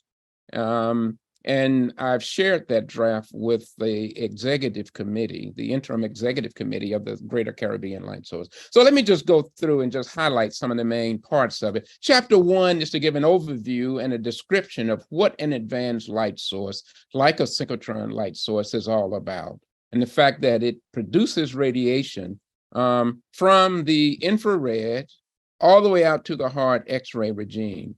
So for the general public, we tried to give some idea of what the various wavelengths are like. So you can see infrared radiation now gets you into biological systems. So a lot of biology is being studied by using the infrared wavelength of these synchrotron light sources. Of course, these light sources wavelengths can be tuned higher. As I said, it spans all the way out to the X-ray regime. So you're now getting into the size of bacteria. the size of viruses, proteins, and chemical molecules. And in fact, because of that, these light sources played a leading role in understanding the coronavirus so that the pharmaceutical companies could devise vaccines and treatments for the coronavirus. So COVID-19, to a large extent, was brought under control by synchrotron light sources, okay? And that comes under the whole term of structural biology, trying to understand biological systems. So in the conceptual design report, we spent a lot of time talking about these various scientific benefits, structural biology, the fact you have materials can be studied for energy applications, and some of that was touched upon this morning by the previous presentation. So solar cell materials, that you can study those materials. Batteries to store energy, the materials can be studied at synchrotron light sources. Geoscience, environmental science, climate, plants, soil, agriculture, paleontology, archaeology. We discuss all of these in the conceptual design report. And for Africa, the dots correspond to where samples were taken that are paleontologist samples. The other ones have to do with more minerals, geological mineral samples for the square boxes. But you can see the importance in paleontology. Look at all the dots in South Africa. It's a rich source of skeletal remains that are studied at light sources. Chapter 3, we look at the social and economic benefits. And one of the things we briefly talked about was justifications for large-scale infrastructures. If you go back to the 1940s and 50s, it was driven more by national security and national ambitions like the space race. The Manhattan Project, which was the project. It was one of the first big science projects. Then as we moved into the 1970s, it was driven more by scientific curiosities. And that brings us to things like the Fermi National Accelerator, where I worked as a young physicist, the CERN Accelerator, and many. These were big infrastructures. Now these big infrastructures are turning their attention to grand challenges like the climate crisis, the health crisis, aging, and the various sustainable development goals of the United Nations. Okay, and then, I guess I can skip some of these, but I think the final one down here is one that is extremely important. Now, this was a statement by Andrew Harrison, who was the former chief executive officer of the Diamond synchrotron light source in the United Kingdom. And he gave a presentation to the African Light Source Foundation, one of our meetings, where he said that for every English pound that is put into the facility, 3.5 times that much in finance goes back into the economy.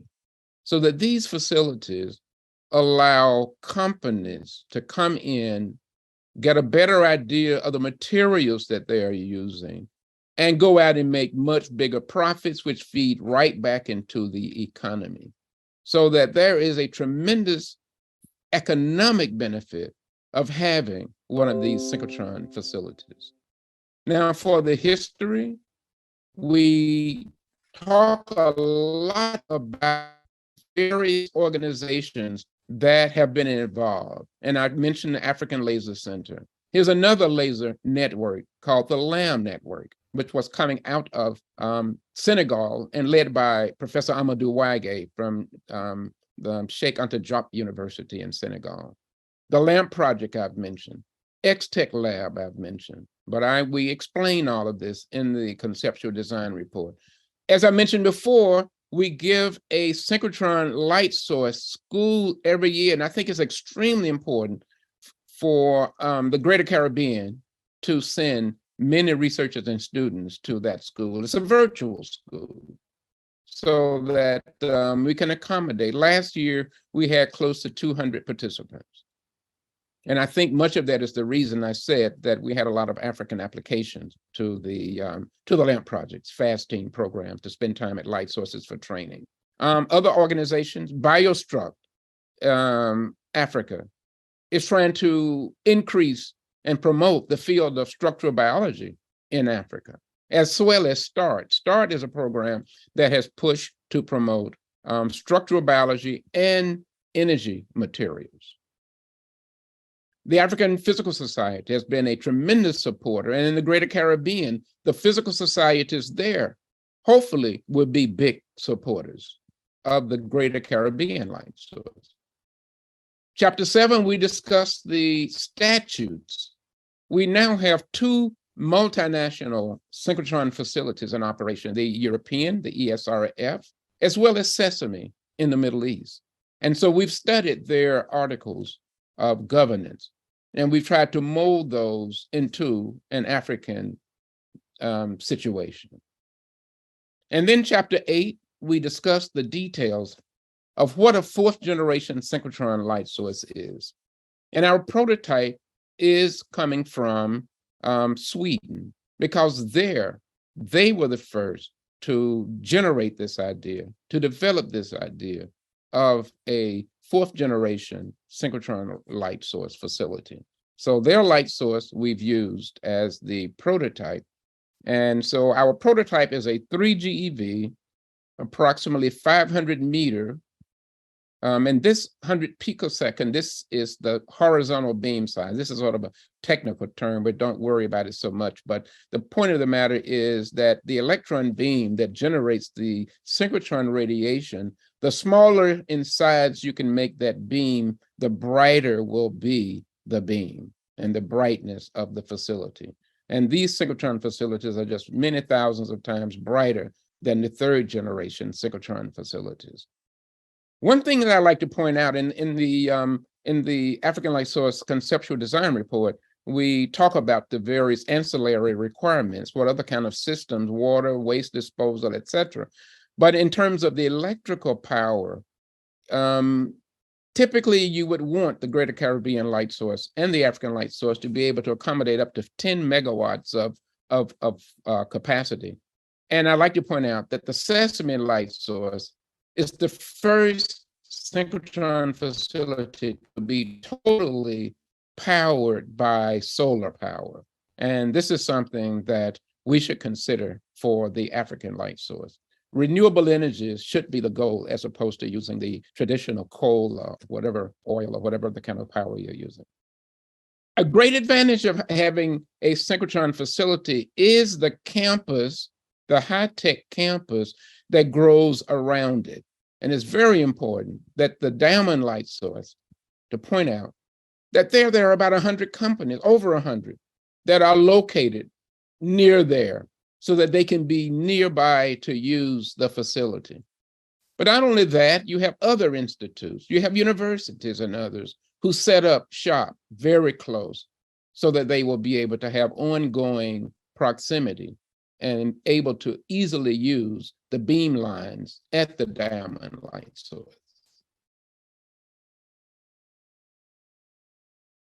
Okay, and then finally, in chapter 10, we discuss some of the projects that were funded by LAMP. You know, we've sent visitors from Egypt, we've sent visitors from Senegal and other countries, so we discussed those. And then finally, we have concluding remarks, how we all throughout Africa and abroad have to work together to make this a dream. And it's often quoted that, you know, Kwame Nkrumah, first president of independent Ghana, sort of the originator of Pan-Africanism, said to be an African, you do not need to be born in Africa. Africa must be born in you. And in fact, all over the world, we all have Africa born in us, because that's where mankind originated. And then there's this beautiful song that was written by one of my favorite jazz trumpeters, Hugh Masekela, who said, I want to be there when the people start to turn it around, when they triumph over poverty. I want to be there when the people win the battle against AIDS I want to lend a hand, so send me. And that, I think, should be the attitude of all of us as we embark upon the African light source, as well as the Greater Caribbean light source. And what I'm showing you here is the interim executive committee of the Greater Caribbean light source. And as I mentioned, Herman Winnick is the honorary president. You've heard from Galileo Violini, who was affectionately known as Leo, who gave the presentation from the Dominican embassy there, the Dominican ministry there in the Dominican Republic. He's the co-chair. Victor Del Rio from Australia, who is originally from Mexico, is also a co-chair. And I'm currently serving as a co-chair, but I'm looking to step down because we have to, I mean, this is the interim committee. So we have to have a voted in executive committee at some time in the very near future. And so we have to choose our co-chairs of the executive committee. And with that, I'd like to thank you for your kind attention. And I will stop sharing my screen. Okay, so hopefully you are all there, and I hope I wasn't talking to myself. Okay, thank you. Thank you, Sekasi.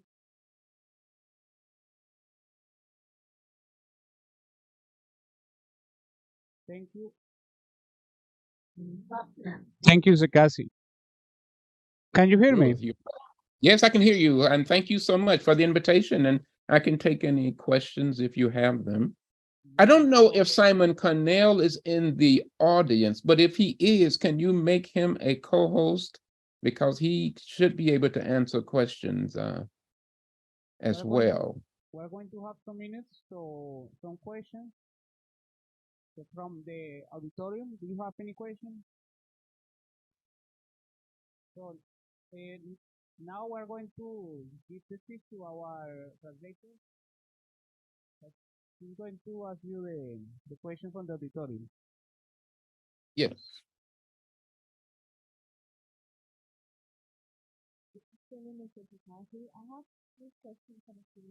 Okay, I can barely hear you. So the first question is, what are the environmental repercussions of the I can't use you sound far away. I can barely hear you. Can you repeat the question, Camilo? Because I could hear you pretty well.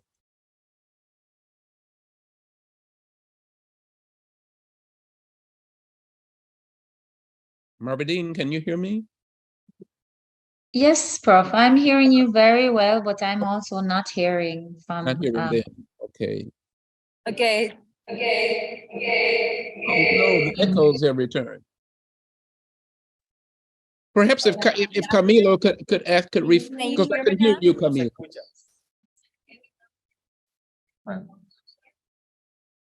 Or perhaps we can put the questions in the chat. Oh yeah, yes, that's right. If you could write it in the chat, that would be the best. Good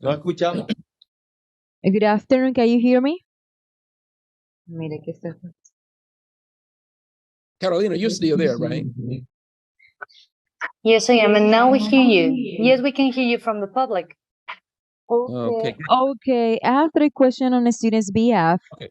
The first question is, what are the environmental repercussions of the synchrotron? What are the kind of the environmental repercussions of the synchrotron? Oh, you mean negative impacts on the environment? Yes, the negative impact. Okay, so yeah, the synchrotron is not a dangerous device. It's nothing like a nuclear facility. So you don't really have to worry about any kind of negative impacts on the environment, really. This is not, it's a big infrastructure, and you're dealing with elementary particles, electrons and things, but fortunately, it's not something that it poses any serious effects on the environment. Okay. Oh, I'm going to answer the question to the students now. Sure. No tiene ningún tipo de impacto negativo sobre el ambiente debido a su The second, and then now the third question, is it possible one of the synchrotron in the world emit Chernobyl radiation? I did point get that. Okay, I'm going to repeat the question. Is it possible that one of the synchrotrons in the world emit Chernobyl radiation?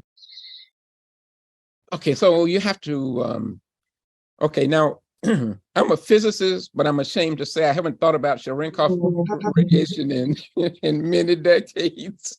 So you'd have to ask me to, you'd have to send that to me and let me go back to my freshman physics and see. But I don't know the point of I mean, there's no, if you're thinking about effects on the environment, there's nothing like that. But if you're talking about, I mean, electrons passing through materials can emit Cherenkov radiation, but that has nothing to do with what the synchrotron facility is doing. Because the synchrotron is only interested in the electron beam in as much as it generates the electromagnetic radiation. So the electron beam is almost irrelevant, and otherwise. I mean, things like Cherenkov radiation, you'd have to worry about if you were doing, in my field of high energy physics, where you're actually using these electron beams to actually interact with each other or other materials. But the synchrotron facility, the only thing the electron beam does is travel, is stored in a circular machine, and you wiggle the beam at various points to throw off synchrotron radiation. So that's the only, I mean, Cherenkov radiation is not important. Okay, thank you so much. I'm going to answer the question to the students. En relación a la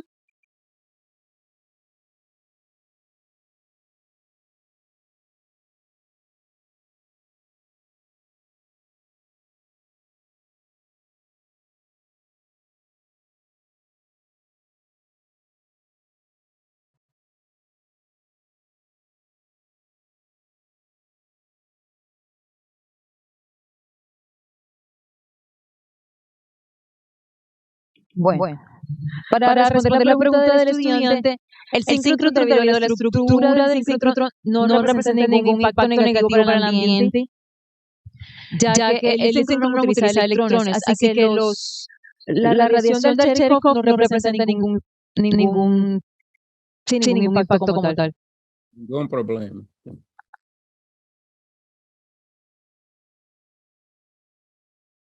Okay. Yo creo que eso es una pregunta de Leo. I would like, first of all, Secretary, that you answer, please, the last question, because the question was put in Spanish, whether the synchrotron cannot be harmed for the environment because of accelerated particles and so on. So this is one point which is basic for the big public. We know what are the problem, but you may know that, certainly know that even the idea of having the CERN has created concern about the population living around, whether this may lead to harm for the health and so because of accelerated particles. So I would ask you first to answer this in order to make the field clear from this problem, and then I'll make a comment. No, but the radiation, okay, you do have radiation. I mean, these are X-rays, for instance, but you have lots of, what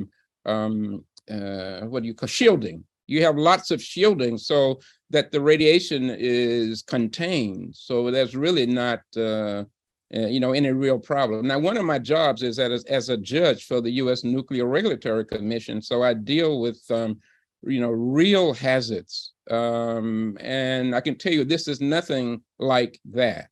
So for, if you want to make the association or similarity to a nuclear facility, it's nothing of that order. I mean, sure, there's radiation, but it's shielded. I mean, you have radiation coming from your dentist office, right? I mean, the medical doctor takes X-rays of you, but the person, the technician who gives the X-ray is shielded. And so for the synchrotron facilities, you have to do the same thing. You have to shield it so that the X-rays do not get out into the community to harm anybody. Yes, well, the reason why I raised my hand actually was not that much to ask a question, but to make a comment. There were 2 points of your talk which I think deserve to be underscored. One is the famous estimate from Diamond of the return of 250% return against 100 investment. This is probably one of the most optimistic answers about the return of investment in big science. But I would like to say that even if one takes a more conservative approach, since I'm working in science policy, I would like to say that I've read no comment stating that less than 20-30% is the return of investment in science. And so this is something which unfortunately is not so considered so much in these regions. It is true that, of course, this return comes from an average of investment which don't produce return, but if one does not make attempts of doing many things, one cannot be so optimistic that only those things which give a big return are useful. But certainly the case we are pointing out of the synchrotron is a case in which the return is almost sure. But the second point I wanted to comment about what we are saying is that I found extremely important the slide you presented of the side activities which may arise around the synchrotron. In a sense, this shows that what really one needs is not only a synchrotron. One needs to make a big program of development in this region. And this has 2 lines, in my view, has 2 lines of action. One is the line of developing just the area of the synchrotron with additional facility. In the case of Sirius in Brazil, there are many labs around Sirius which benefit of the presence of Sirius, but they have also their independent roadmap to scientific development in biology, in biotechnology, and so on. Second, that when we talk, as it is the case both in Africa or in the Caribbean, of a big facility which necessarily will be hosted in one country, one should understand what is the role of the other countries. It is clear that there could be a certain difficulty for many countries to collaborate in the investment in another country for a big regional facility. So one should have in mind also some additional facility development in other countries, which in a sense make part of the same object. I explain. A synchrotron in a country in the Caribbean may be very important, but it will be located necessarily in one country. This may be Mexico, this may be Colombia, maybe Dominican Republic, maybe Central America, but wherever it is not elsewhere. However, this should not be seen as a loss for the other countries. The other countries should have minor facilities, less expensive facilities, but also related to the same structure. So what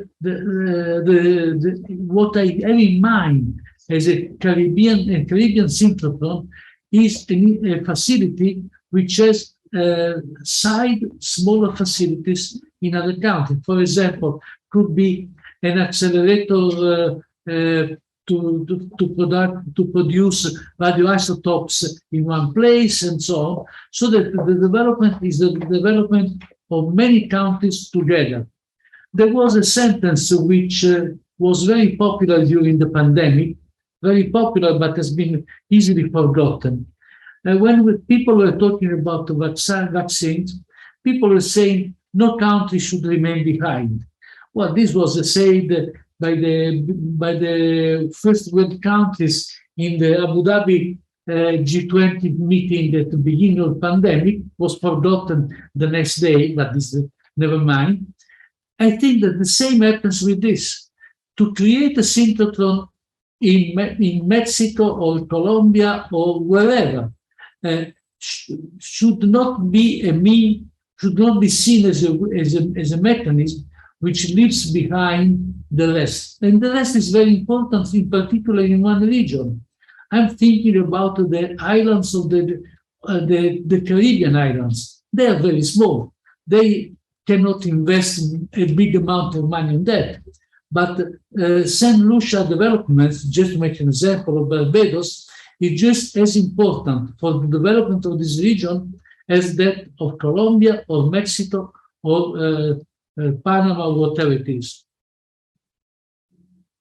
Yeah, I think, okay, so even though the European Synchrotron Radiation Facility is in Grenoble in France, all of the countries benefit from it because they're involved in the governance. You know, they can set priorities so that France doesn't completely control it. So by the same token, if you have one in the Greater Caribbean, it would be a multinational, hopefully, so that you know, all the countries come together and decide mutually what the priorities are.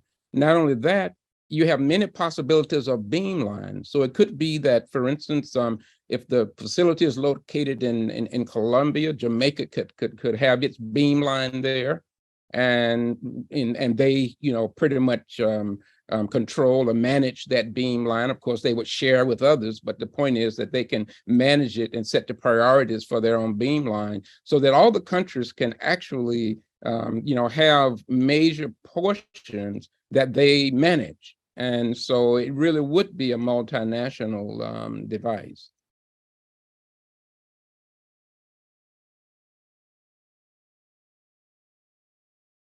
Okay, any other questions? Camilo, are you there? Yes, of course, I'm here. I listen to your comment. And No, Camilo. Camilo, I just want to make sure I didn't lose the host, organizers. I don't know if they can you hear me? I'm calling again. Camilo. I'm calling Camilo again.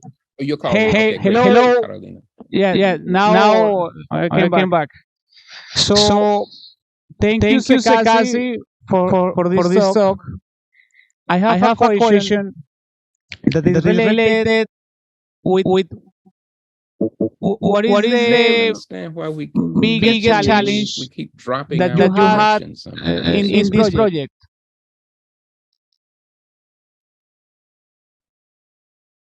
You're not answering, but I see Comunicaciones UNICÓRDOBA connected, and they have a double screen in which you appear and also the public. I am insisting. Now, can you hear me, Sekasi? Yeah, but I don't think they may see us, but they don't hear us, I guess. I'm hearing you. Okay, well, hello. Wait a couple of minutes. No. So Marvin, can you hear me? No nos responden. Not responding. No. Let me see. Sekasi, you were saying something to me? No, I was just saying, I hope you're not frightened for tomorrow. No, absolutely not. We'll take it on. It's a challenge that we welcome. Yeah. Can you hear me? Right. So I wanted to ask you to comment. Maybe we can continue the conversation in the meantime.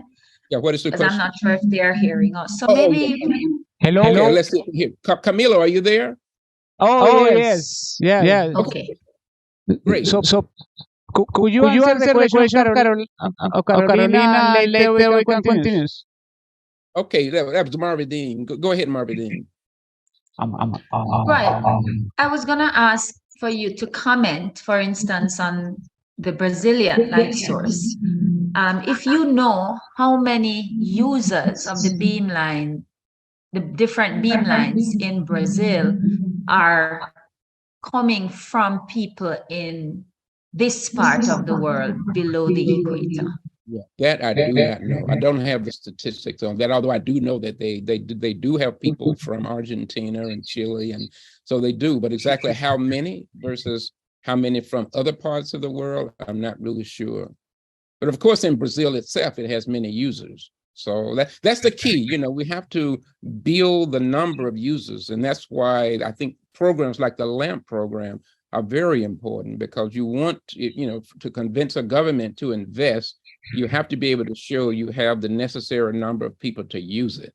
So that's something where we are doing all of the planning. We have to really stress sending our young people and even older people to light sources so that they can develop collaborations. And the nice thing about a light source is that once you go and learn the system, when you go back home, of course, you can mail in future samples for data acquisition. So you don't physically have to go back to the light source. They have in-house scientists who will do the measurements for you and send you the data. So that's another great advantage of having this synchrotron light source.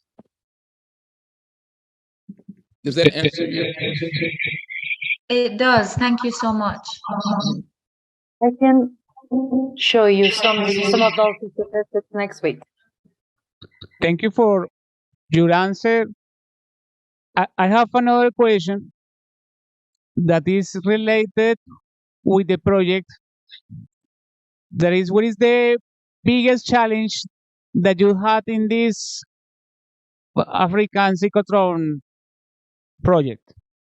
The biggest challenge is convincing governments that they need to go ahead with this. You know, we've gotten ourselves poised and ready, right? I mean, we've done all of the background work. We're now about to finalize a conceptual design report. We know a lot about the users across the continent, who they are and where they are. So at this point, it's up to the governments to decide that they want to push forward, because once they give the red light for that, then things should move fairly quickly. So the biggest challenge, I think, and probably will be the biggest challenge in the Greater Caribbean region, is to get the governments to say, yes, let's do this. Thank you, Sekasi. And thank you for your talk. It's really an inspiration for us. And we hope that we are going to follow these steps in this great Caribbean. Great, fantastic.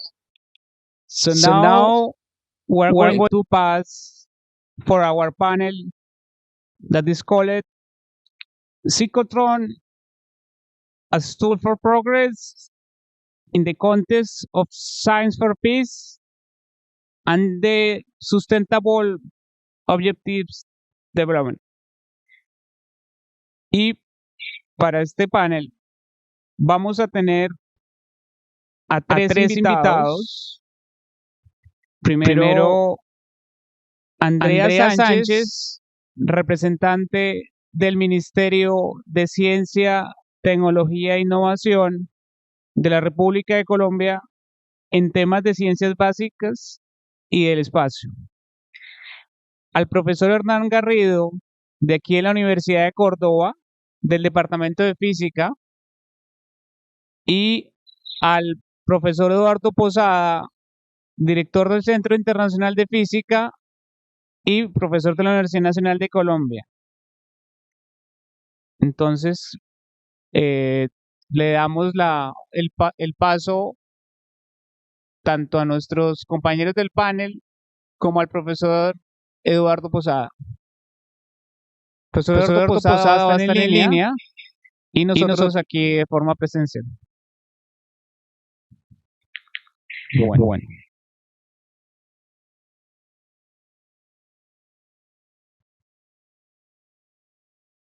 Bueno, aquí me acompaña Andrea y Hernán.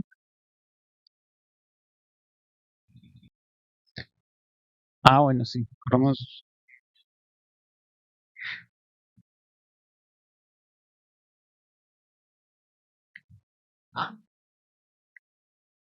Bueno, esperemos darle la entrada.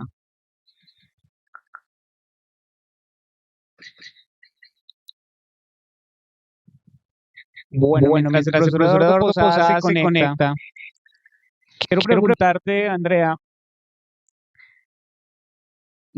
¿cuál es el rol que el Ministerio de Ciencia, Tecnología e Innovación está desarrollando actualmente en Colombia y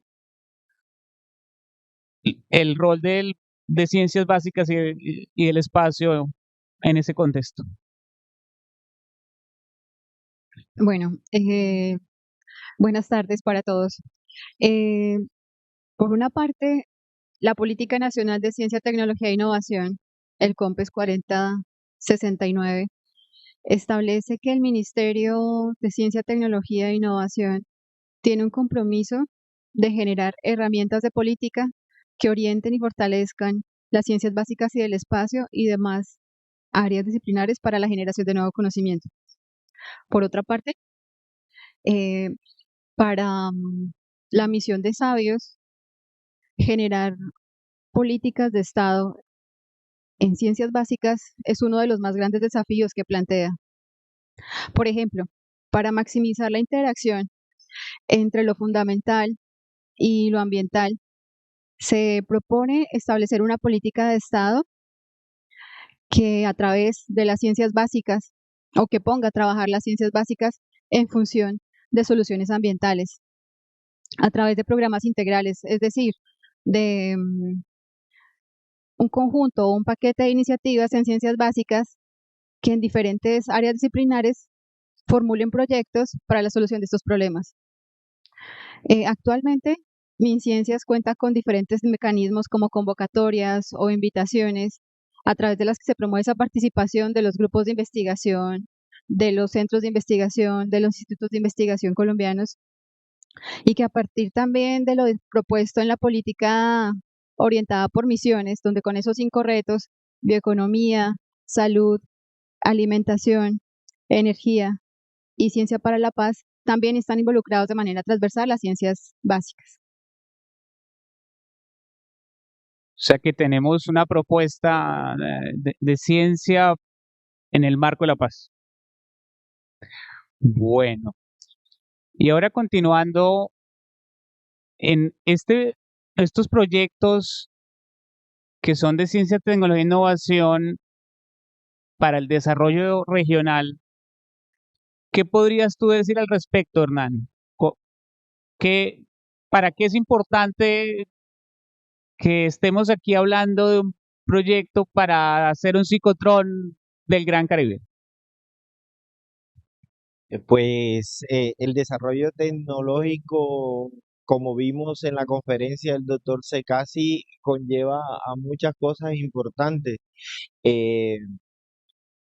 Ciencia para la paz es uno de los retos más importantes que se deben enfrentar acá en Córdoba, porque es una región que ha sido estigmatizada por el conflicto armado. Hay mucha población campesina, ¿sí?, que debemos traer a los centros e instituciones a formarse para crear ese desarrollo sostenible de nuestro departamento de Córdoba. Entonces, el proyecto del Sincrotrón nos llevaría un poco a ese objetivo principal que tenemos, no solo subsanar la parte del conflicto, sino formar los nuevos profesionales que necesitamos en la región cordobesa.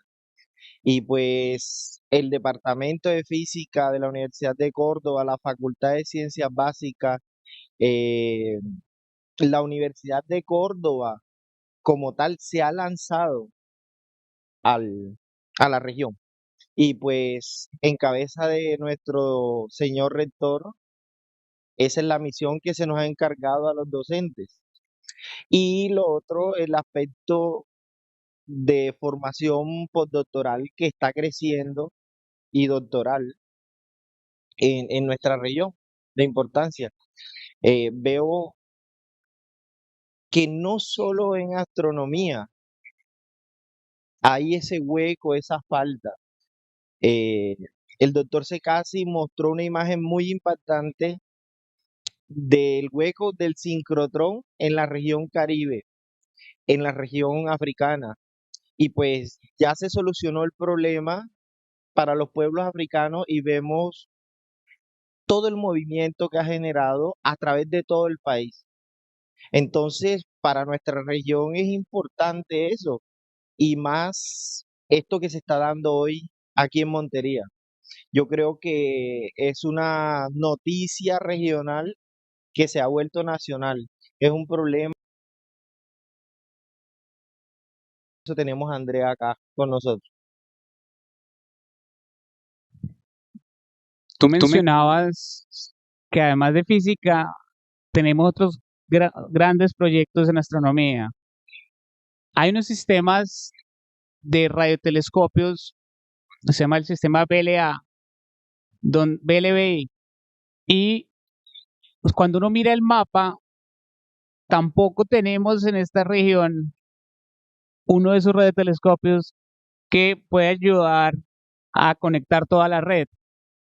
En el caso del mapa que el profesor se casi mostraba, ahí vemos también esa ausencia de un ciclotrón, cómo estaba la ausencia en África. Entonces la idea es cómo estos grandes proyectos mueven a todos los actores del Sistema Nacional de Ciencia y Tecnología e Innovación para volver la ciencia como un motor de economía y que podamos ser una sociedad basada en conocimiento. Ahora me gustaría invitar al profesor Eduardo Posada. ¿Estás por ahí? Camilo, y la ciencia no debe ser, todos debemos tener acceso a la formación académica y bueno, eso se refleja en desarrollo sostenible en nuestra región y en el país mismo. Entonces, movernos en esta dirección ha sido lo más acertado que hemos hecho y pues tenemos personas ya senior que han dirigido proyectos y creo que el sincrotrón para el Gran Caribe es una realidad. Como dijo el doctor Galileo Violini, no importa dónde esté en el Gran Caribe, pero lo necesitamos.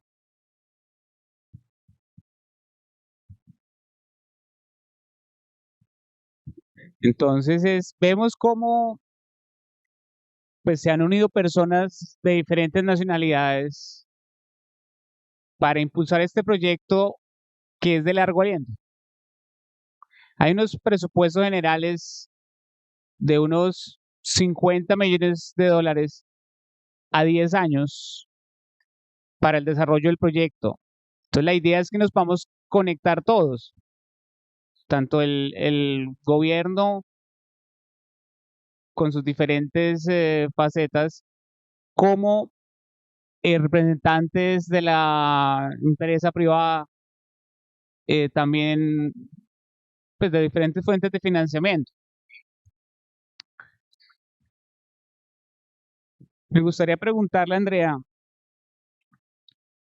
que nos hables un poco de estas convocatorias que el Ministerio está promoviendo conceptualmente, ¿qué tienen detrás? Pues dentro de los mecanismos con los que cuenta Sincio's de convocatorias, en el año se están manejando 2 convocatorias por cada uno de los retos que mencioné en la anterior pregunta. Y específicamente en ciencias básicas y del espacio se está empezando a trabajar en esas necesidades tanto de recursos como de características y de política para generar lo que sea pertinente a las convocatorias y demás mecanismos de ciencias básicas del espacio. Bueno, muchas gracias, Andrea. Vamos a esperar unos minutos mientras el profesor Eduardo Posada se conecta y ya continuamos con el panel. No sé si ustedes en el parte del público tienen alguna pregunta.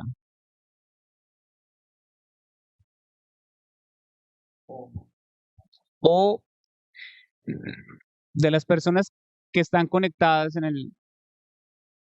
Creo que está el profesor Posada.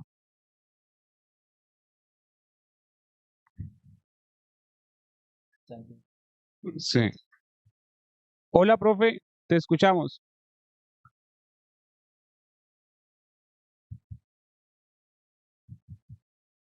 Profesor Posada.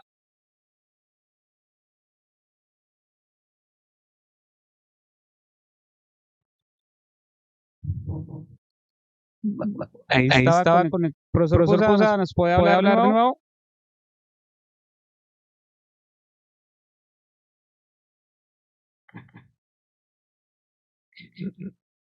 Profe, si puedes hablar.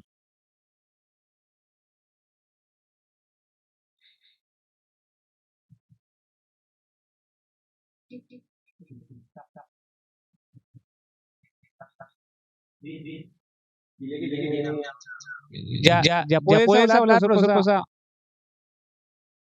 Lo estábamos escuchando ahora.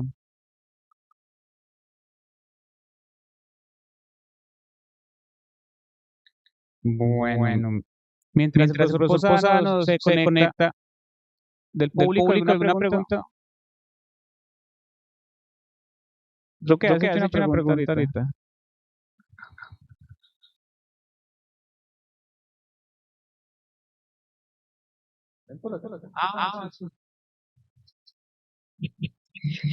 Bueno, un poco abordando la perspectiva de la viabilidad técnica del proyecto como tal, ¿qué desafíos tendrían que enfrentar, sobre todo pues acá en países latinoamericanos, para implementar un proyecto de esta envergadura?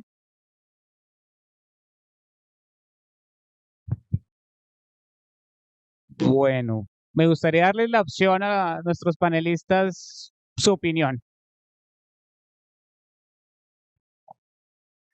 Yo creo que lo primero que se debe convencer es a la administración, ¿no? A través de un proyecto de ley que entre a través del Congreso. Y por eso, pues, están reunidos, se están haciendo estos mini simposios para darle a conocer a los diferentes ministerios de ciencia de qué es un sincrotrón, la necesidad que se tiene el sincrotrón y cuáles son las ventajas de tenerlo, ¿no?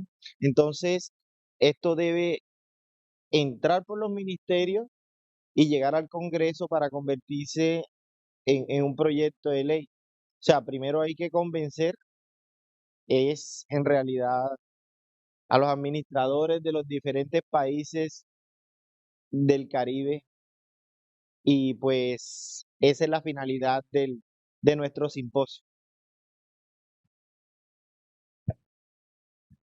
Pues los desafíos, como lo planteas tú, tiene que ver en primer lugar con recursos, capacidades técnicas, capacidades administrativas y también hay una ventaja para la región y es que ya existen otros proyectos de sincrotrón en el mundo. Entonces fácilmente quienes están interesados en esta propuesta pues pueden seguir el camino y entender las fallas y los avances que han tenido en los demás proyectos. Eso facilitaría un poco las cosas.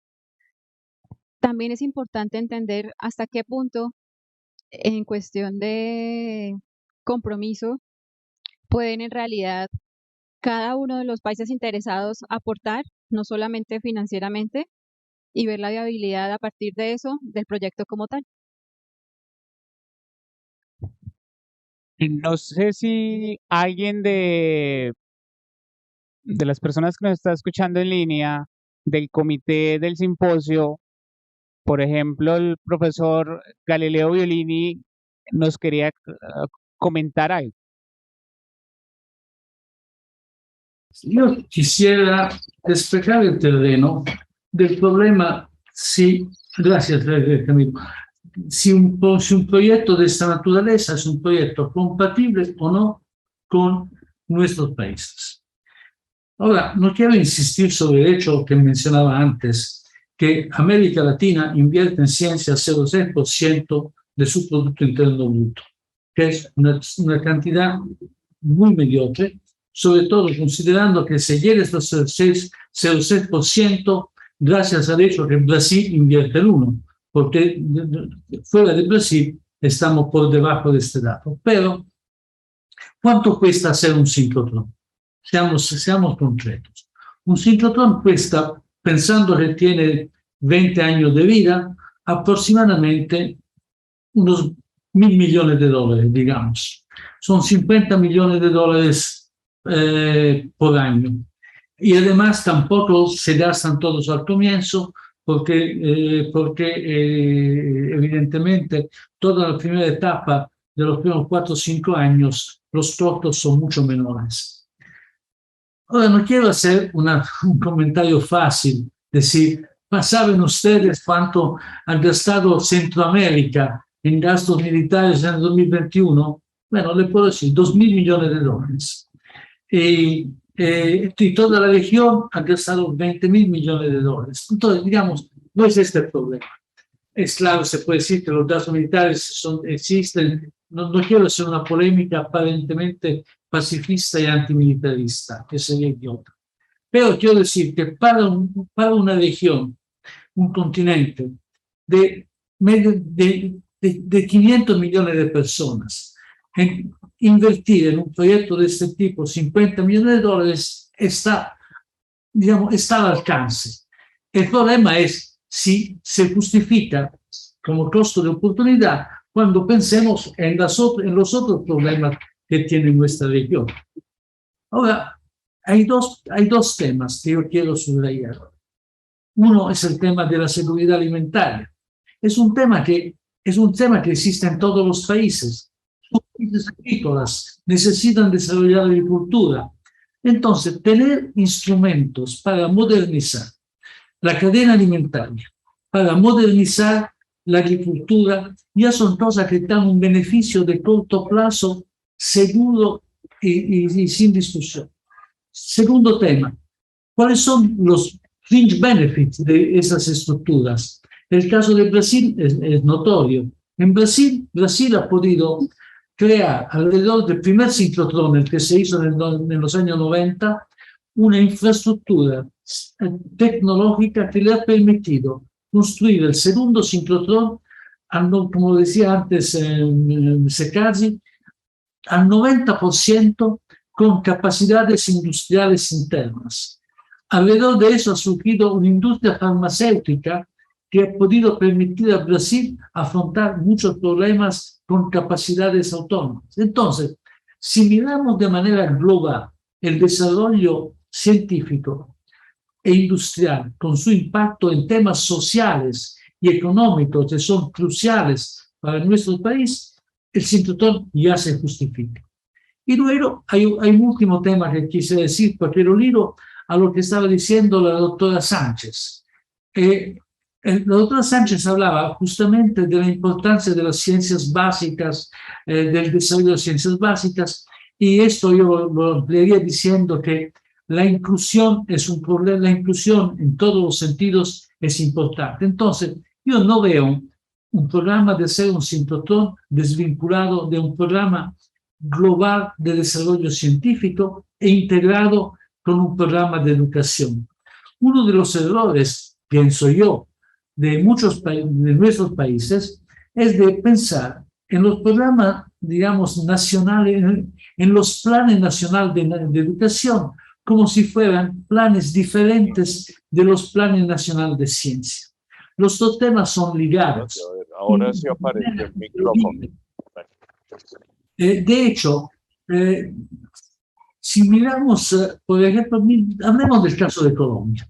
En el caso de Colombia, indudablemente, el nivel, digamos, los datos sobre el desarrollo, sobre las deserciones escolares durante la etapa inicial es un dato bastante positivo.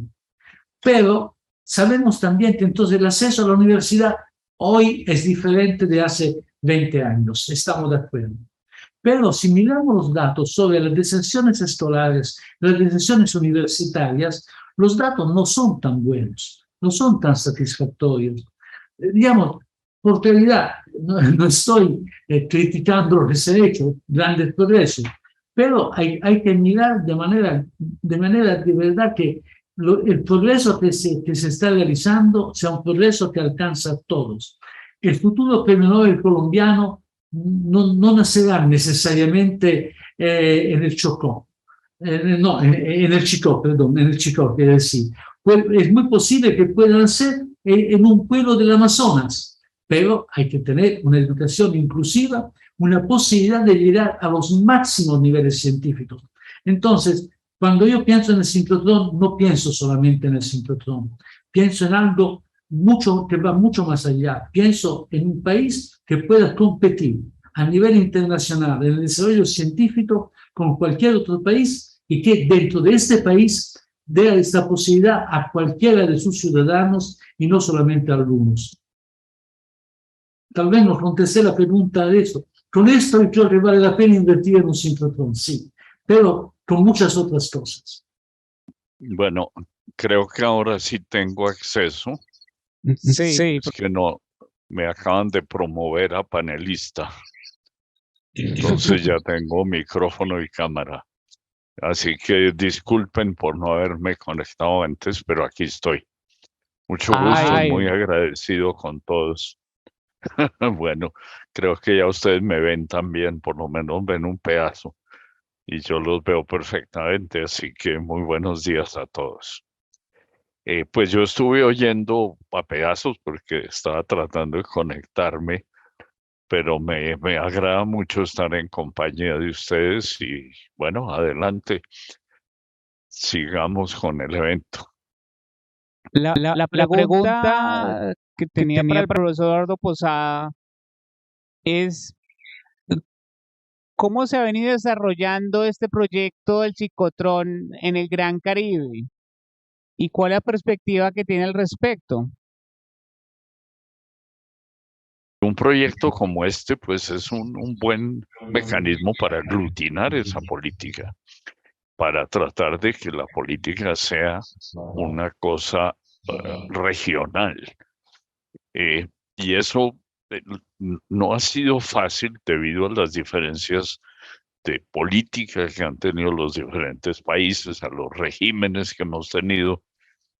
Y yo en este momento, pues por el lado de Colombia, veo que si bien en el plan de desarrollo hay un esfuerzo para mejorar la inversión y tener una inversión concreta por lo menos, porque si se cumple el 0,55%, pues estaríamos un poquito mejor que hoy.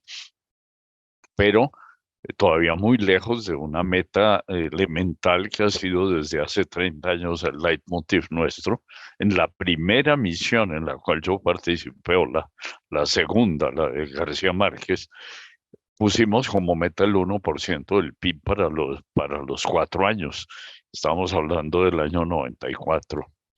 Es decir, que en el 98 hemos debido alcanzar el 1% del PIB. Y hoy estamos en 0,27, 0,30% del PIB. Por lo menos el plan de desarrollo tuvo la sinceridad de poner una cifra que espero que logren alcanzar. Pero adicionalmente en Colombia hay una posibilidad que son los recursos de regalía, que excepcionalmente por este bienio van a ser importantes. Entonces, si se lograra aglutinar alrededor de un proyecto como este, la opinión o la participación de varios países de la región, México, sin lugar a dudas, países de Centroamérica, República Dominicana, Colombia, Perú, Ecuador, el área andina por lo menos, pues entre todos yo creo que podríamos aportar suficiente para arrancar un proyecto. Y yo creo que una de las cosas que debemos promover y que coincide con la política del actual gobierno en Colombia es que hay que reindustrializar el país. Y un proyecto como este puede dar cabida a la industria local. Nosotros tenemos una industria metalmecánica bastante avanzada en Colombia. Se han construido plantas industriales grandes en el país. Es decir, tenemos capacidad metalmecánica, por lo menos, para para construir partes de un proyecto como este.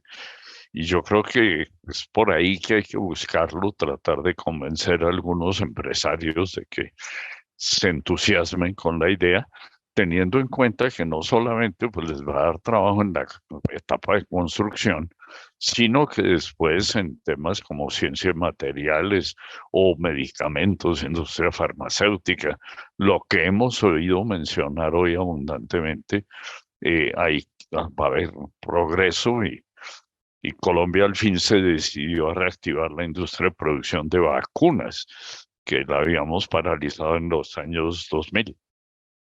Hoy pues estamos reactivando una industria farmacéutica fuerte en ese sentido. Un proyecto como este es de una gran utilidad y por lo tanto pues yo creo que hay que pelear para lograrlo, pero hay que conseguir aliados muy concretos en toda la región y tratar de moverse pues a nivel de los gobiernos regionales. El gobierno de México en este momento no sé qué piensa sobre la ciencia, pues el colombiano, Petro lo ha dicho, pero hasta ahora pues el presupuesto de Ciencias es el más bajo de todos, entonces no se ha concretado en hechos ese apoyo. Y esperamos que eso cambie, porque de lo contrario tampoco vamos a ir muy lejos. Yo paro aquí porque la preocupación mía sí es que este es un proyecto que, bueno, no es terriblemente costoso para nada. Se puede comparar con otros proyectos regionales o internacionales, pero sin lugar a dudas es un proyecto que representa una inversión y que requiere, por lo tanto, de un esfuerzo conjunto de varios países. Y lo que debemos buscar es precisamente cómo aglutinar la voluntad de esos países alrededor de un proyecto que tiene muchísimos aspectos positivos. Entonces, creo que vale la pena continuar la lucha, sin duda.